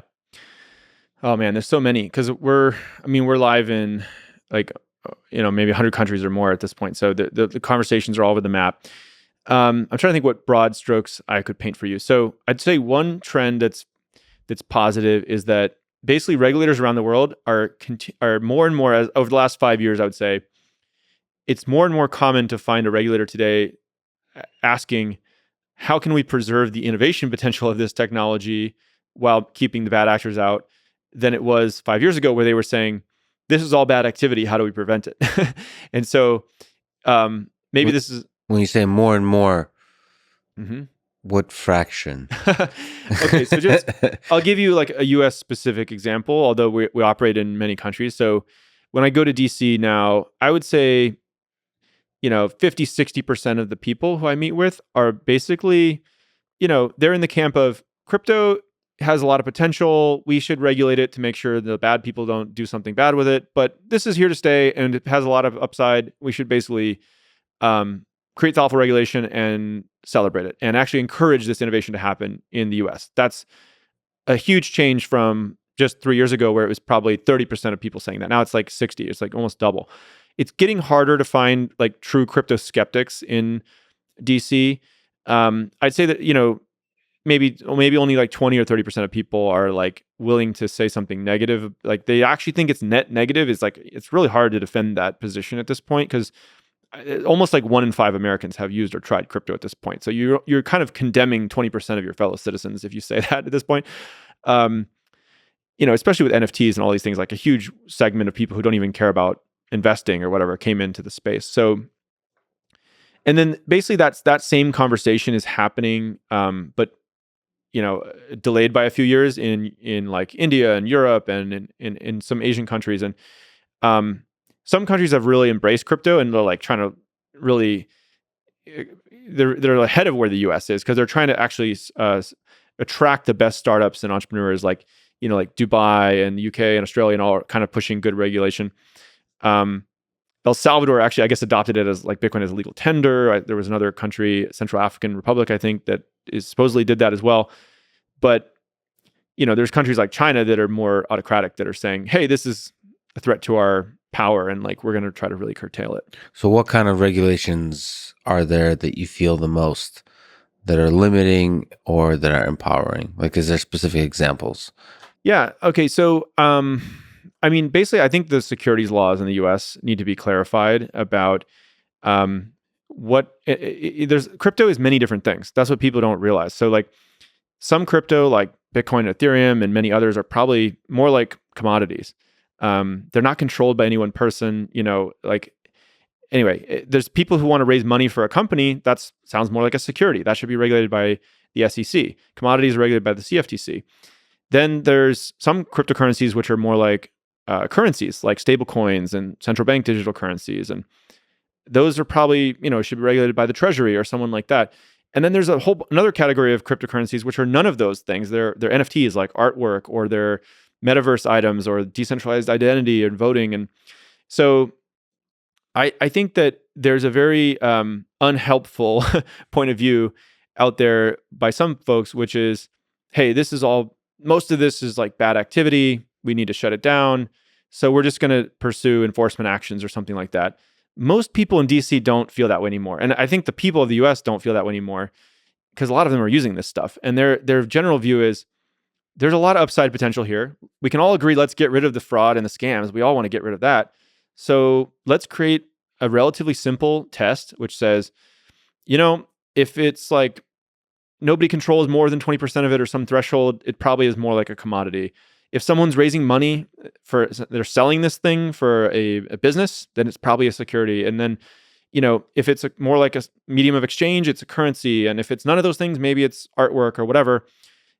A legal test like that would help clarify which regulator is regulating what. And then, we also want to have probably like a sandbox for innovation where if you're a startup and you're doing less than, I don't know, some number, less than some amount of payment volume or customer funds you're storing, it's like, just let those things get off the ground without a soul crushing amount of legal bills, and uncertainty. So if the US can get there, that would be great. I think a bunch of other countries now are rushing around the world to sort of create that regulation that it does attract innovation. And so in the international bodies like IMF and G20 and stuff, they're starting to look at proposed regulation. I hope that Coinbase and a bunch of other crypto companies can help in that conversation too. We have a whole policy effort. I think actually crypto policy efforts are like probably one of the biggest things in DC right now. So it moves slow at the speed of government, but yeah. And in the meantime, we're just trying to help more and more people use crypto because ultimately that's what in the democracies, that's what they care about. Like they'll do what the people of the country want. So you want governments to start understanding differences between, in the crypto space, commodities, securities, currencies, NFTs. I still don't understand. What are they supposed to make sense of NFTs? What is NFTs exactly from a perspective of a regulator? Is it the other categories? Is that yeah? Most NFTs you could think of as like artwork, although it's who knows where it's going to go. It could be. Well, you mentioned metaverse, right? You Yeah. mentioned some kind of unique identity of a thing. Yeah, like Isn't there's everything people selling art, virtual man? land in Yeah, right. NFTs. I bought this NFT that's like it's like citizenship in this like city DAO in Wyoming. Like I've never been there, but it's almost like a badge or attestation, like to get access to this location. There's like people doing like tickets to events, like they're called POAPs, like proof of attendance and things like that. Mm-hmm. So it'll be very interesting to see where NFTs go over time. It could get that's the danger. You don't want to try to like define the regulation if you don't even know where this thing's going to go. So your efforts on the policy arm is education. Yeah, basically. Education, advocacy.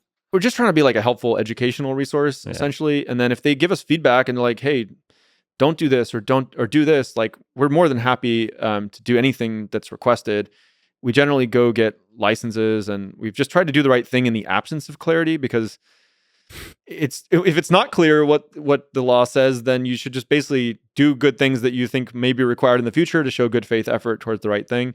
Sure. And that's part of like innovating in a regulated field, which is a whole topic in itself. So if you are at the table, this is less the case in the United States, but can government agencies seize a person's cryptocurrency by forcing Coinbase to hand it over? So when you're centralized, they have a phone number to call. Okay, so this is a complicated topic.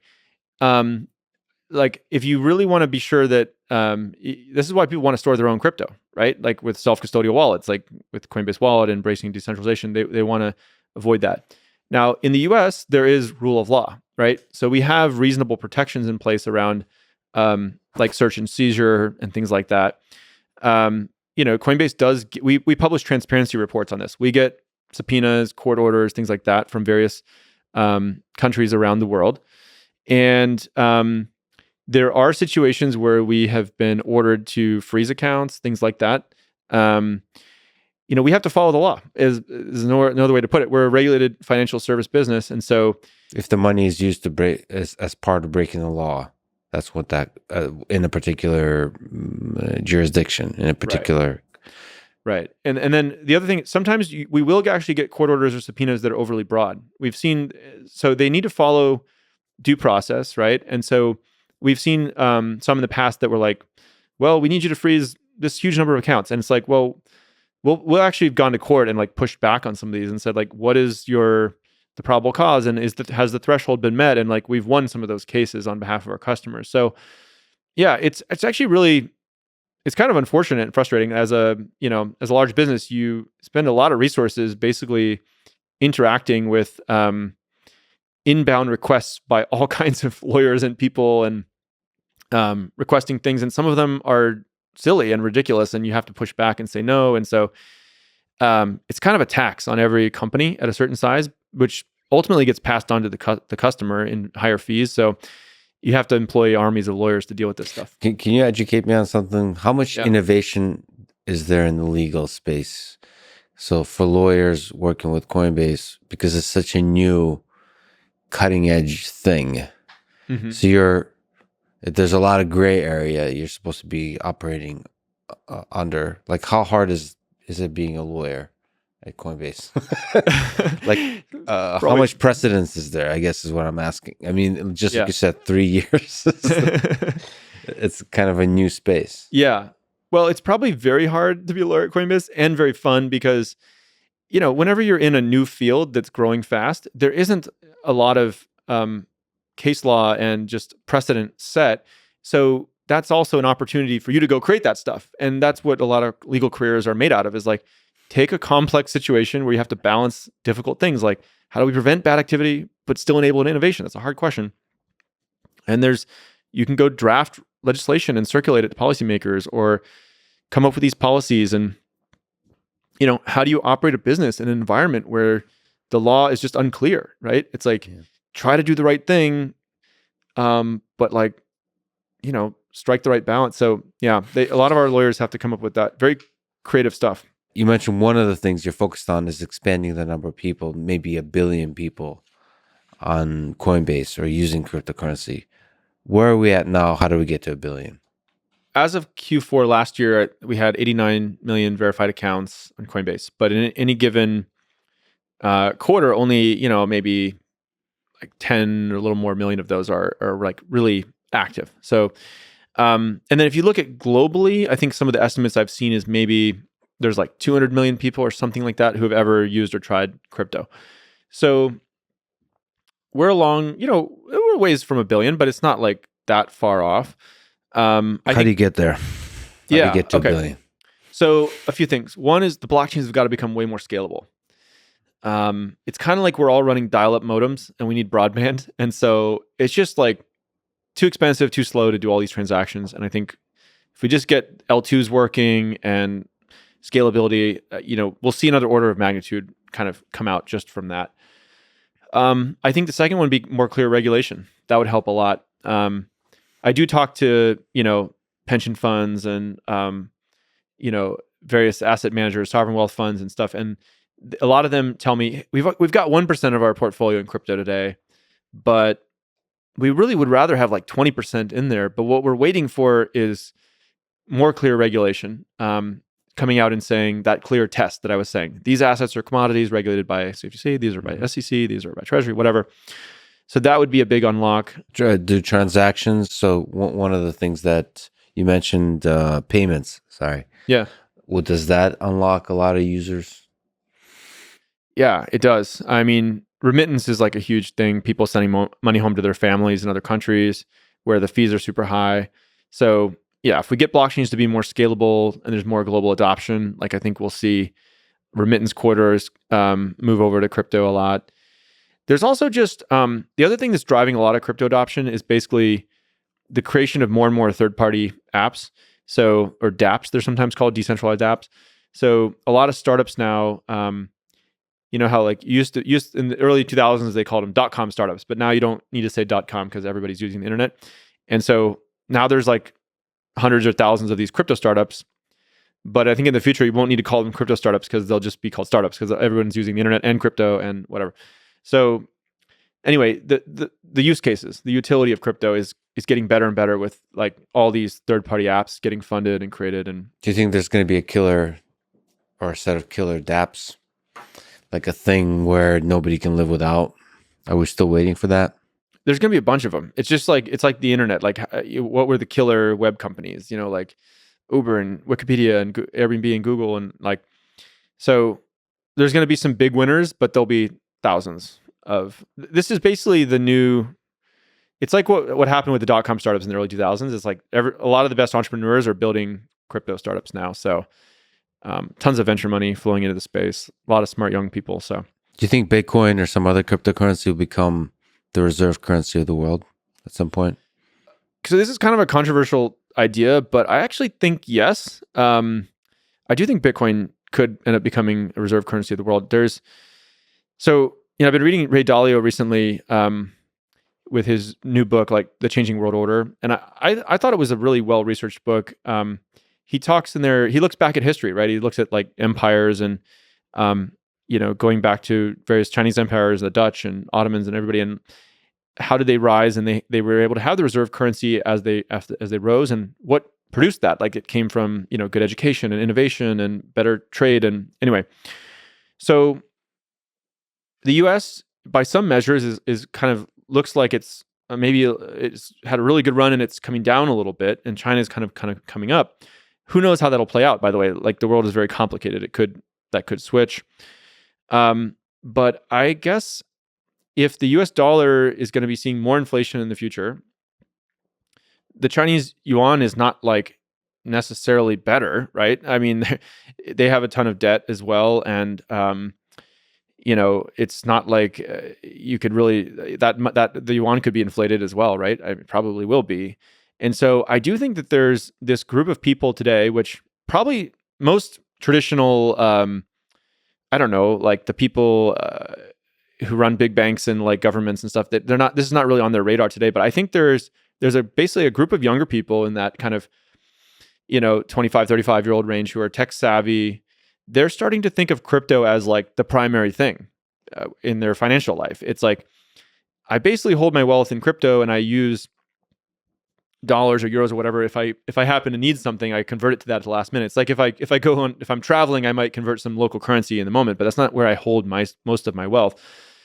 So this segment of the population is not like massive yet from a GDP point of view, but I think it's a leading indicator of where things could be going. And this is actually good for the world. It's kind of like, especially if China does continue to rise and it has a more authoritarian view, it'll be kind of this very centralized East versus a decentralized West, where people are in the West, in the free world, really kind of embracing crypto and a more open, fair, free global financial system, which I think will be enormously beneficial for humanity. And I do think basically Bitcoin is the reserve currency, the gold standard of the crypto economy. So that's pretty crazy. Yeah, the gold standard. I mean, it's also with Ray Dalio. I feel like China will drive a lot of this, either in response or directly. I mean, I think the ruble, I'm not paying as close attention to the financial systems, but I think they're trying to tie it to gold once again. So that's an interesting maybe you'll be one of the more authoritarian regime that will switch to Bitcoin standard first, Mm-hmm. and then it's the West that will, out of that pressure, will catch up versus the other way around. Hmm. It's fascinating to think of what is the forcing function. What kind of perturbation is required to switch, Yeah. to change anything, honestly, about the financial system? But it could be, as you're saying, just waiting for the people that are young now, that are embracing crypto, to enter the positions of power, essentially. But I hope that's not the case, because that's if for any innovation we have to wait, sorry to say, for the older folk to pass away. Yeah. That's not an efficient way to make change. Yeah. That's a super interesting topic of how people's minds become less plastic as they age. Yeah.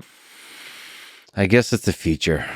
It's called wisdom, but then we also need the wild ones to explore. Exploration versus exploitation.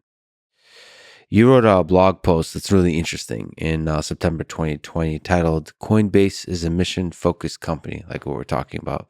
Yeah. So one interesting thing you said in that blog post is that we're not going to be distracted by sort of activism within the company that's not related to the mission of the company. Now, that's a rare thing for a company to state, for a company CEO to state, especially in this climate. Can you, first of all, describe in a little more detail what you meant?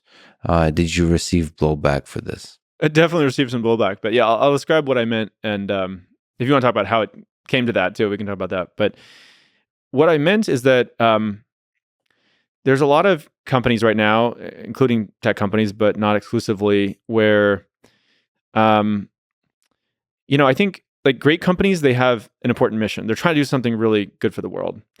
And unfortunately, they're getting a little distracted from that at times because of employee activism that is causing the company to basically jump into whatever the current thing is and try to help is like the positive interpretation. The negative interpretation would be to virtue signal.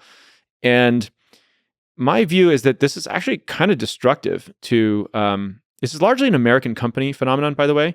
I do worry that this is making America less competitive, even though I think of myself as kind of internationally minded, but I am a U.S. citizen, have my whole life here. So when we put out this statement, we had employees that were not in the U.S. who were confused by it. They were like, why did Brian need to say that? We're just saying you're going to focus on work at work. That's what we were doing already. Yeah. And there was certain pockets of the US, certain cities, in particular, where we had employees that a very peculiar cultural phenomenon had evolved where I think people really wanted the company they worked at to be, almost acting like the government or something, and like trying to solve the hardest societal issues and at least have an opinion on it, if not contribute to the solution on almost everything. Mm-hmm. And for me, I kind of, it was a very uncomfortable situation for me as a CEO. I'd never quite been in this situation where most of the time when employees in the past were kind of asking me questions, they would be asking about like, how do we make this product better? Like, what do we do with this competitor? What about this regulator? And it got to a place around that time where most of the questions we were receiving were, I think, even about things not related to the company. They were about broader societal issues, like, Brian, what's your stance on XYZ controversial thing? And, I often didn't have an opinion on these really hard questions, right? And I felt like it was distracting the company. People internally were getting into fights a lot too, like disagreeing with each other. There was a thing where like the social Slack internally was turning into social media almost, with people putting flame wars. So, and this culminated, by the way, with a walkout that happened in the company. We had received like some demands from employee groups about various things, and there was like basically an antagonistic thing with management and employee. And I was like, we're all on the same team here. Yeah. If you want to be antagonistic, let's do it with somebody else outside the company, that we're trying to improve the world in that dimension. So yeah, eventually I was like, okay, the company is not aligned on this. I just don't feel, I don't like the job as CEO, frankly. Like if the job is to come in here every day and like have to squirm in front of like the most difficult societal questions, I don't think I want to do that job. So like either they're going to have to go or I'm going to have to go.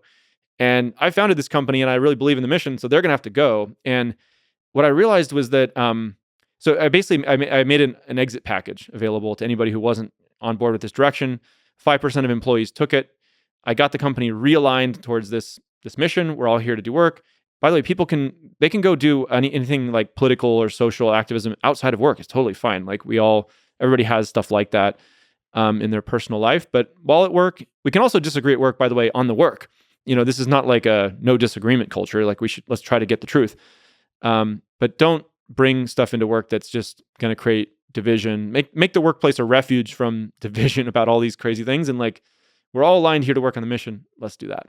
Yeah, that was really, really, really refreshing to hear.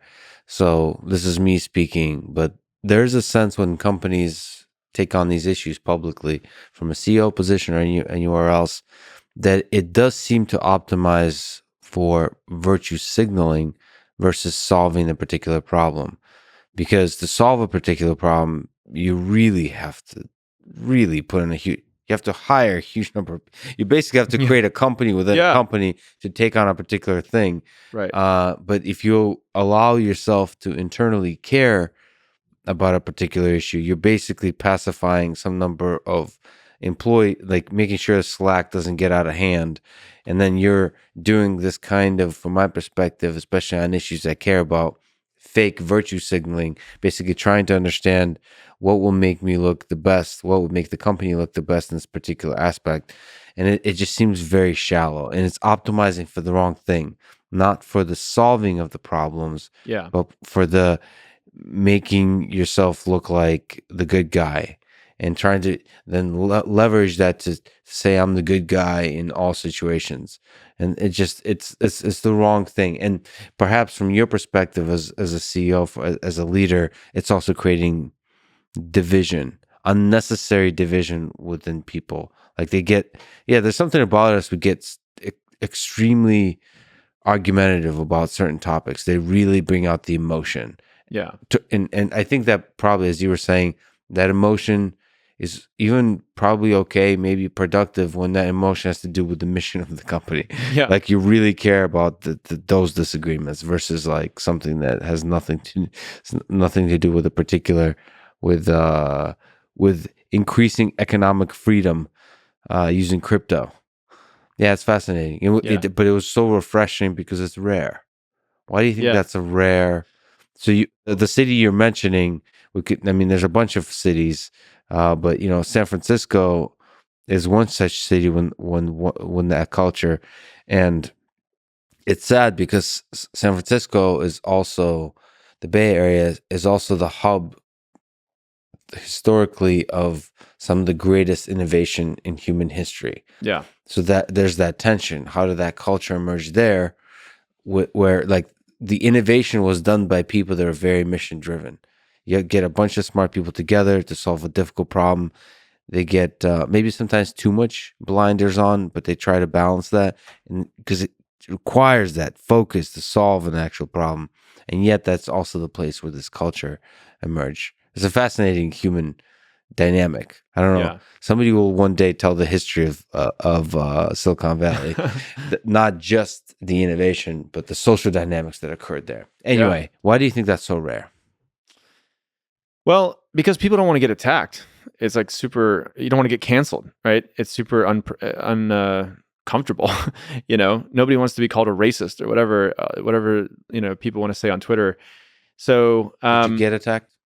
Yeah, I definitely got attacked. I mean, and I knew it would be controversial. The only reason I did it, frankly, was that I was kind of at my wit's end. I was like, well, like I said earlier, like the CEO job sucks. Like either I don't want to do it or they have to go, and I'm going to make the company into something that I want. And I'd spent 8 or 9 years of my life at that point kind of building this thing. I was like, well, I could go start another company, but it takes a long time to get momentum with these things. And Coinbase is a very rare thing that happened in the world. I feel very passionate about it. So, I'm not going to go. Like, I need to make this the company that I want to work at. And what was really interesting was that there was such a huge outpouring of support. So I knew that it would be controversial and I would get attacked. And predictably, there was some journalists and New York Times and all these people who kind of like went and started writing hit pieces on the company shortly thereafter, and they basically just call people who've left the company and like can get quotes on whatever they want, and then they'll write a story. So mainstream media, I lost a lot of trust in mainstream media, frankly, after that. And of course, it's kind of become obvious since then that most mainstream media is like hyper politicized at this point. It's basically either super left or super right, and it's not really that focused on truth. So that's kind of unfortunate, because I think journalism is actually like really important in society. So that whole thing got eroded in the US. Luckily, there's sort of new media, people like you, and a whole bunch of people. Did that blog post help? That statement, the 95 people that remained, is this still something you struggle with? Because it's also a culture of the broader tech space. Okay, so that was an interesting thing, which was that, so the 95% of people stayed. I got a huge outpouring of support from people who said, thank God you finally spoke up and said something, because frankly, it was making it not a very fun place to work either. And I realized that I think Nassim Taleb has this blog post about the tyranny of the 1% or something like that. But there's basically a relatively small group, 1-5% or something like that, that is really upset about something. It's not the majority of the company. It's like 5%. There's another 15% or something that are sympathetic to the cause. They're actually somewhat suggestible. They will go along with whatever, because it sounds reasonable. These are like real issues they're talking about. It's not to say that it's not real. And they'll kind of get swept up in it. But there's an 80% of the company that basically doesn't agree or just wants to get their work done without all this drama or distraction. And they're afraid to speak up, because if they speak up, they're afraid of being, again, called a racist, like fired, ostracized amongst their peers. And so it did require it to get to a bad enough place for me to finally say, you know what, I feel like I have to do this.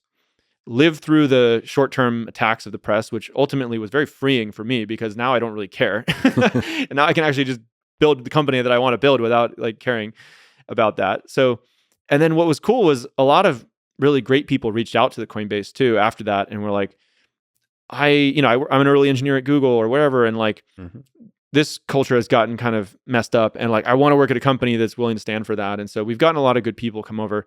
Basically what I realized, and by the way, our diversity numbers and all that stuff, like people told me when I was drafting this post, they're like, don't post this. You're like, people, underrepresented groups will never want to work at this company again. And I was like, I don't think that's true. Like I talked to like our ERG groups, and they're not telling me they care about this stuff that much. They're telling me they just want to like be respected at work and do good work and contribute. So my gut was telling me that advice was wrong. And like, I can tell you a year after doing it, like our diversity numbers are basically either the same or better in every category. So that turned out to be false. Look, I hate to be like polarizing in either dimension here. Like I just want to get good work done and build good stuff with technology. So, I think companies should just have like reasonable policies. Like you want to get rid of bias in hiring. You want to attract great people from all different backgrounds. Like, we have Pledge 1%. We put 1% of the company equity into a foundation. Like, I hope we're able to do good stuff with that. That's, give back in some way. But like the main message, I guess, for me is like the core mission, the core work that we're doing on economic freedom and just all of our products that is like the main value that we're contributing in the world. Like, let's just do that more. And hopefully we can get from 89 million verified users to 1 billion or whatever. And then, I just think that's how we'll have the biggest impact. It's tempting though. It's so interesting how companies get tempted to help.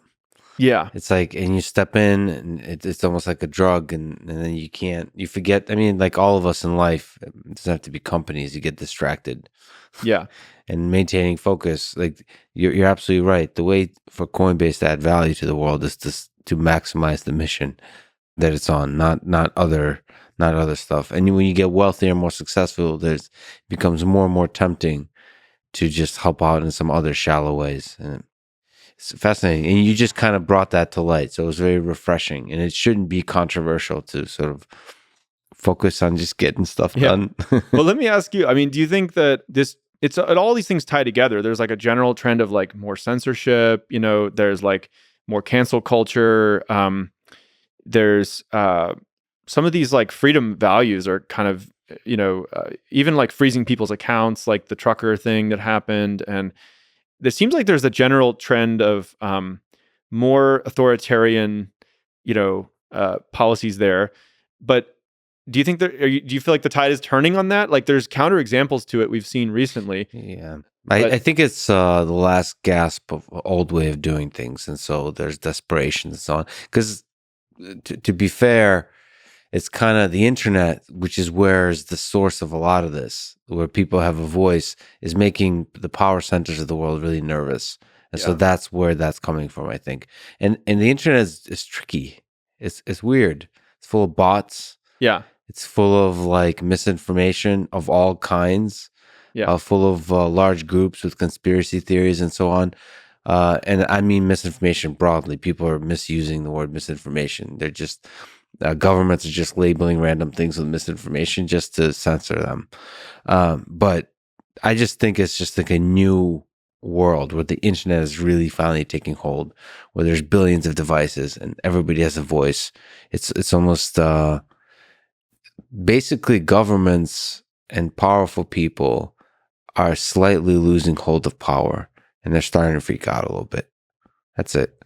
And Yeah. so, and then once you have young people that are coming up now gain power, I think we'll rebalance everything. And then there's, yeah, like you said, promising signs that it's obvious that the majority of people want freedom, and that means a lot of things. That means economic freedom. That means freedom to have a voice.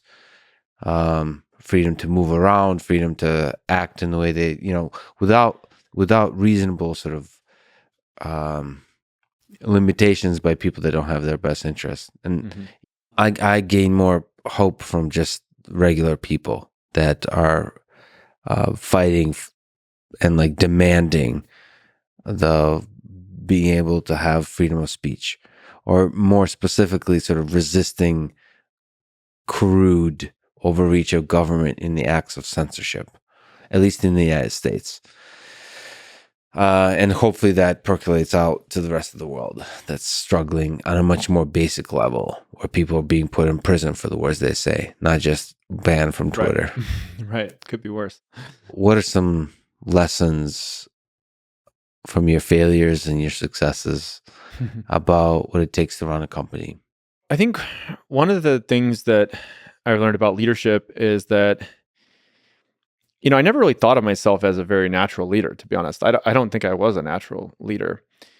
But so I always envisioned, good leaders as like these military generals. Like they seem so like confident, and they're just like bark orders, like charge that hill and do this. And I was actually like more introverted and kind of, I wasn't really confident in the way I communicated, and so what I realized is that there's lots of different kinds of leaders. You can be any kind of CEO you want, right? I was kind of more of like a product, technical focused CEO, and I preferred to sort of hear everyone's opinion. And I wasn't just going to like render a decision in the room in some like kind of heated moment and like piss off half the people. I would be like, all right, I'm going to go think about it, and I'll send you my decision later today or tomorrow or whatever. And so I found ways to kind of make it work for me, where I could basically, I always tried to avoid like, when people getting like super emotional about something, and like I think their judgment goes down, right? And it's like never make a decision when you're angry, right? And so if I would always sort of try to get a sense of, are these people like trying to be right, or are they trying to seek the truth?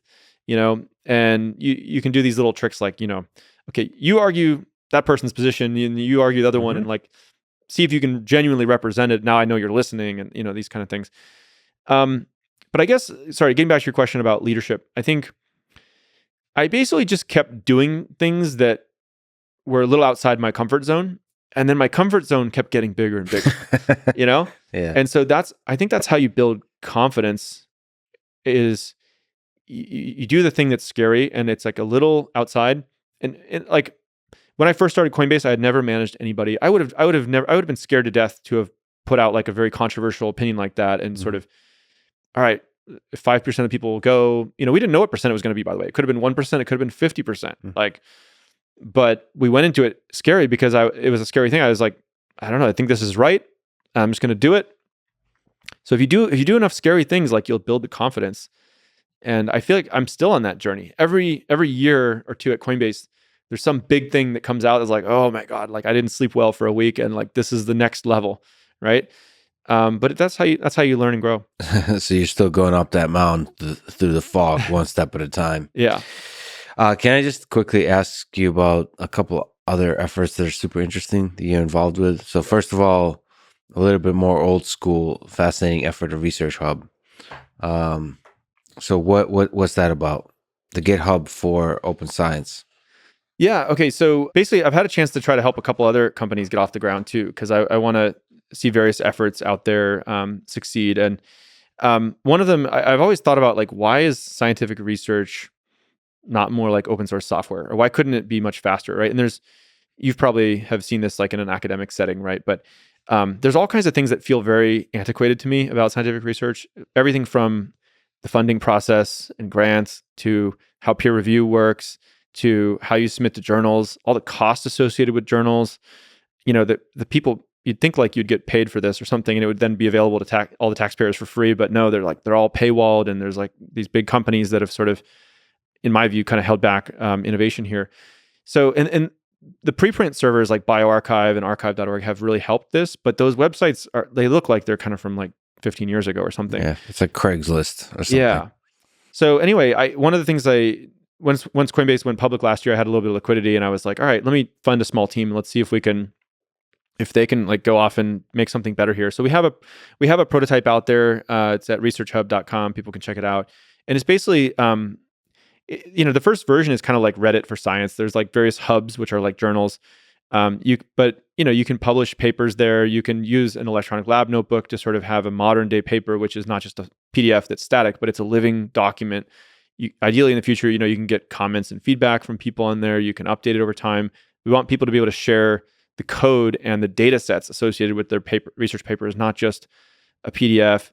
And in the future, we want to make it even where like, people can get funding for science through that site, and even license out innovations that they've made. Because the other thing I've noticed in life is that there's kind of like there's a bunch of people working on science, and there's a bunch of people building companies, and they very rarely intersect. But when they do, you get the best things like SpaceX and Genentech and even Google, and like even Coinbase was based on a research paper, the Bitcoin white paper. And so most business people are like creating companies that don't have any scientific innovation. They're just like marketing based on, whatever.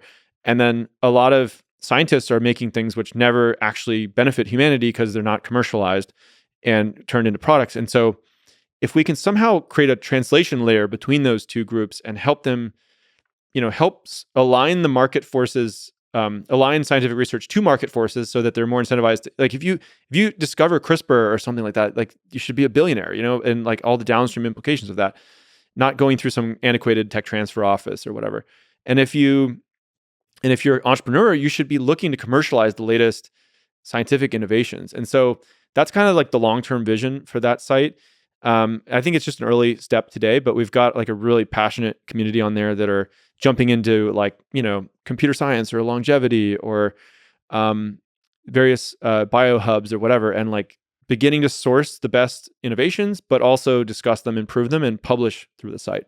So I'll have a question about incentives, but first let me say, for people listening who are outside of academia, might not be familiar with an absurd situation. So there's journals, like you mentioned, and scientists publish in those journals, and the journals provide very little value except matching you with reviewers that are unpaid. And so in the digital world, they're providing basically almost no value except hosting your paper. And they put up a paywall and charge people to access that. And that charge is not like even Netflix fees. You're talking about a lot of money. So they're basically blocking your research that should be wide open from the world and creating a paywall. It's a fascinating like scam that's actually holding back. It's a shitty scam because you're not making that much money. I feel like a definition of a scam, you should at least be making money. So like significant amount of money. You're basically making shitty money and holding back all of human knowledge. Okay. So that put aside, and people get a little confused because the journals aren't the ones paying the scientists. People think like the journals are somehow funding the scientists, therefore they have the right to put up a paywall. No, no, no. The funding is coming from elsewhere. Journals are the middleman that nobody asks for, especially in the digital world. Anyway, that said, there is a interesting kind of incentives for scientists, which is prestige and so on. So there's a thing with journals. If there's a prestigious journal and you pass the review process, you get into that journal or a prestigious conference in computer science, then that's seen as a good thing on your resume. And not just your resume, within your community, that's a respected thing. Is there some way to achieve that same kind of incentive in the open setting of Research Hub? So like where I could say, I got X, Y, and Z, like, look, I'm impressive because this happened on Research Hub. I think you're right. Like the whole academia like progress track is about like where you got published and how many citations, and it's kind of like a false economy of reputation because like there's not real money backing it. And so I think we've thought about this a little bit, and I think the Research Hub team has an opportunity to do something here that basically says like, okay, I had the top paper for 2022 in biology in here, and you basically publish a leaderboards of these like top for the month, the year, in all these different categories. Then actually we should probably give out grants and awards in addition to that, fund those people almost like fellows, or even give out like how like the Nobel Prize. There should be like a Research Hub prize or something, and like ship people. Maybe even ship like a print version of a journal that is the top papers in each category in each month or whatever. And like people want to put that in their wall in the lab. And like, so I do think we need to sort of change. I don't know, like the traditional folks in academia or science would probably think this is like a crazy idea, but I think we need to change the culture to not celebrate getting published in paywall journals, almost like friends don't let friends publish in like paywall journals, like, because it's just not helping humanity. So like, it should be more prestigious to publish in an open science way and get the top spot. That should be celebrated above being published in whatever. I don't even want to name one of them, Well, there's currently, the culture has already shifted to where almost everybody publishes on arXiv and bioRxiv and so on. Yeah. But so that the culture is there on that's seen. Friends don't let friends not publish open, but then the prestige thing is missing, which is like anyone can publish on arXiv. Yeah. So how do you know it's actually a strong paper? Now, funny enough, even with the crappy systems we have now, word of mouth is powerful. Like you have a citation system is pretty powerful. So like you say, okay, this is a strong paper. We don't need reviewers. Our human eyes are the reviewers. Like the community is the reviewers. So it's already like that part is there, but it would be nice to have like nature level, like this is respect. This is a respectful accomplishment. Yeah. And something like a leaderboard, but a stable kind of system. Yeah. And I should mention too, so there's a crypto angle to this too, which is so Research Hub has a coin associated with Research Coin, and it's basically if people upvote your paper or like support it, you'll accumulate more Research Coin, which is basically like rep or like a reward token, and so that is a way to I guess measure the community's collective view of that paper, a form of peer review, and it can even be weighted by like the reputation of the people voting on it and that sort of thing over time. I think the last thing I'll just say is that, so I think from a prestige point of view, it won't start off that way. It'll probably start off like being a little more quirky. Like, like remember when YouTube first started, it was like people posting weird cat videos and stuff. But now like, if you have 1 million subscribers on YouTube, that's probably better than getting like a TV show on NBC or whoever the traditional gatekeeper was. So my hope, it might take 10 years, 20 years, whatever, but I'm hoping that this can sort of be the new prestigious way that young people publish in science, and it'll become to be viewed as more prestigious. The traditional journals will be viewed as old-fashioned. Well, it's definitely a system that could do a lot better, and there's a lot of incredible, brilliant people doing science. They deserve the better platforms. Yeah. So another thing you're taking on and helping out with is this New Limit, which is looking at longevity. Yeah. What's the idea there?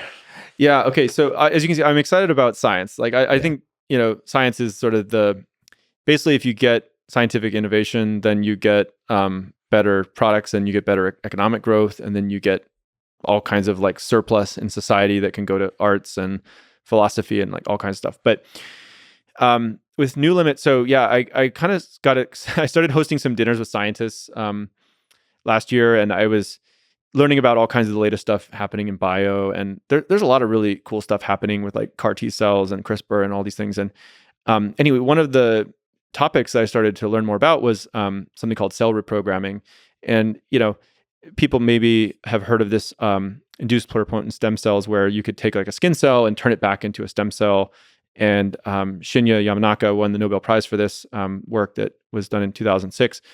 And, it's kind of a crazy thing. You can turn one cell into another type of cell. Well, people recently have been experimenting with different types of transcription factors that would either not, you don't want a cell to go all the way back to being a stem cell. You can end up getting like cancerous cells and things like that. But you want it basically the cell to revert a little bit earlier in its, it would call it the Waddington landscape, but it's basically like start to act like a bit of a younger cell, but not to de-differentiate and become more like a stem cell. And so I decided this might be an interesting area to go fund. I think that team has come together. There's like some really talented people who've come together to help get that off the ground, and they're basically building a platform that can test a lot of different transcription factors on different cell types and hopefully find ways to rejuvenate different types of cells and tissues to extend human health span. I mean, the moonshot goal here, the get to Mars, is that there could be some therapy here that in, 10 or 20 years that you take, and from a whole body point of view, is sort of rejuvenating tissue, not just one type of tissue like your immune system, but eventually your whole body, maybe even your brain, so that we don't have that issue where people who are older have trouble learning or they're more ossified in their thinking. To me, this is just, I always think about, it's actually a little inspired by Elon, right? Is like, what are some of the biggest things in the world like that are probably high technology risk, but if they did work, maybe they're kind of low chance of working, but if they did work, would have an enormous impact. I like the idea of trying hard tech problems, especially for people like founders like me who've made some money in software, which I think we're in kind of like a golden age of software. So there's like fortunes to be made. But if you do make some money in that, my hope is people will like do atoms, not bits, and try some of the harder things like in biotech or, I guess he's doing cars and rockets and stuff. But anyway, I think we should try hard tech or, physical science problems as well and see if that can advance for Team Human. Yeah, so he's also doing bio with Neuralink.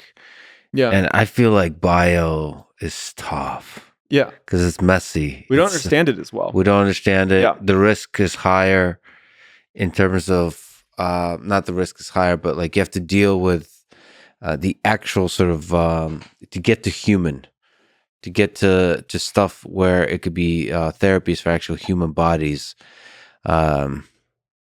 Is tricky, because you have to prove that it's safe, it's effective, all those kinds of things with FDA. I mean, it's tricky. It's very difficult. It's a long journey. I mean, if I can give a quick plug, so I'm on the board at New Limit. We're hiring talented scientists that are interested in the cell reprogramming space. They don't necessarily have to be coming from like an aging background or anything like that. There's sort of a small group of people doing even.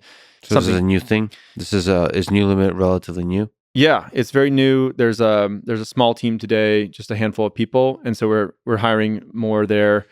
If people are excited about that space, reach out. And same thing for Research Hub. There's a small team there that's really awesome. That's doing more like software engineering, design, product, that kind of stuff.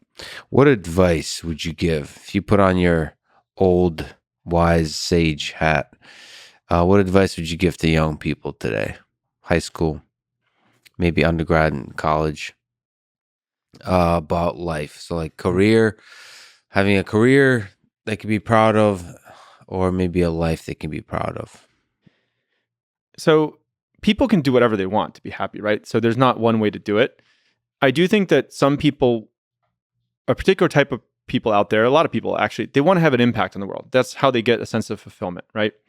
So, I mean, you need to have like health, physical health. You need to have good relationships. Like, there's lots of things. But most people want to do something important. They want to have fulfilling work, a way that they can feel like they're contributing. I think a lot of people, young people today, are thinking like, I should be an activist or something like that. And there's people in the world who have power, and I don't. A lot of people who don't. I don't have power, and so the way to change the world is to, speak truth to power, or like criticize power, and try to pressure them to change. To me, I don't think that's the right way to actually have an impact on the world, because, everybody has probably. I think people have more power than they realize. And by the way, it's easy to be a critic. It's hard to actually change these things and fix it. And so you'll get a lot of accolades from friends and things like that if you kind of go around criticizing. It's easy to do. Like, everything is broken and could be better, including stuff I'm working on. I find like it's so frustrating. It's a million things I want to be better about, like what we're doing at Coinbase. So be the person in the arena. Like that Theodore Roosevelt quote. I think he said it right. Like, go chew glass and stare into the abyss. Like, if you really want to have an impact, either join a company that has a mission that is trying to fix the thing you're passionate about, or start that company if it doesn't exist, or start a charity if it's not suitable to be a company, or whatever it is. But go try to be a part of the solution. Don't just criticize or be a part of the problem. My hope is that more people can realize that they actually can have a meaningful impact that way. And I think that, to me, technology is actually one of the most important ways to improve the world. Like, if you look at climate change, like a lot of the best ideas, like carbon sequestration, all these things, it's a technology thing, right? If you want to try to fix education, it's like, look at like Khan Academy and all the stuff going online, right? If you want to fix whatever, transportation, and like the financial system and global freedom and like equality, of all these things, like there's typically the way to get something changed in the world today is with technology. And so I do think it's very bizarre to me that there's this kind of like anti-tech thing going on. Look, nothing is perfect. Like, if you create something new and like tens of millions of people use it, or billions of people use it, it's like, there's going to be some bad people who use it too. Okay. And there's, society is complicated, but like, I think most of these things have been net positive, because most people in the world are good, is at least my view. So yes, we can mitigate like the 1% of bad people trying to, abuse something, but 99% of people in the world are good. And the way you can improve the world is with technology, joining companies, starting companies that are working on the right stuff. So I hope more young people do that. And just, if you're not sure what to do, like, just get started with anything. That's how you learn. And basically have the optimism that you have the power to do the change. So yeah, it's easy to distract yourself by being the critic. That's almost like acknowledging to yourself that that's all you can be. But basically, everybody has the power to be the fixer. I like chew glass and look into the abyss. That's much more fun than it sounds. What do you think is the meaning of this whole thing? Why are we here? Life. Yep. What's the meaning of life? What's this existence we got? You're trying to increase the amount of economic freedom on this planet Earth, trying to alleviate some of the suffering. Yeah. But why? I don't really think there is any point to life. Somebody once told me, if you go into these like kind of really big existential questions, it can get a little scary, because like you stare off the cliff and there's nothing there, Yeah. This one person told me one time, they were like, Brian, you should probably snorkel, don't scuba. I guess, and I think they were trying to say like, I some of my friends have done this, right? They'll go to like, epic meditation retreats, and like they'll kind of come back with all this existential dread of like, what's the meaning of it all? And then like, as far as I can tell, we are just some organic molecules in the ocean started like dividing and replicating, and the selfish gene and all this stuff like basically ended up here. And it's some kind of like really naive algorithm that's just kind of trying to get us to survive and replicate. And we have DNA just like every other animal. And so we happen to develop these like really cool neocortexes. And so now we're sort of self-aware, and we have all these big questions. And maybe we'll create another, as computers get better, we'll create the simulation inside our thing. And I think it's cool. Like, we should basically, I just want to keep watching the movie, unfold. That's part of why I want to work on, like, New Limit is really cool, because it's if people can live longer, whether that's uploading their brain to the cloud, or, basically we get biology to work, or the strong AI to work, or whatever. One of those two hopefully works out, and then we get to keep watching the movie and see how it all unfolds. I think that's fun, and so I don't know if that's like an answer, but I guess I don't think there's any real purpose. So just try to have fun. Well, the cool thing is that we get to write the movie as we watch it. Yeah, that's exactly right. I mean, that's like the Steve Jobs quote and all that, where he's like, everything around you was invented by somebody who just was like, this was a crazy idea they thought up. So once you realize you can kind of do anything you want, then that's what you start to go try crazier stuff. Mm-hmm. I mean, this is another one of those areas where, not to get too out there, but like, I think you can build your comfort zone around like people being upset with you. You can also build your range of what you think is possible, right? Like, when I was in my 20s, I was like reading all these books about like self-improvement and how to write down your goals and stuff. And my goals were like, someday I want to make $100,000 a year or something, like, and that was, and it seemed like a little outlandish or what. And I wrote down these goals, like, I want to own rental property or something. Anyway, and then I slowly started to get some of these things done over a couple of years, and so I started to think a little bigger. I remember one time I wrote down this goal where I was like, what's the craziest thing I could think of? And I was like, what if I want to start $1 billion tech company? That's crazy. And I had never started like $1 million tech company or any tech company, really. So what business did I have writing that goal down?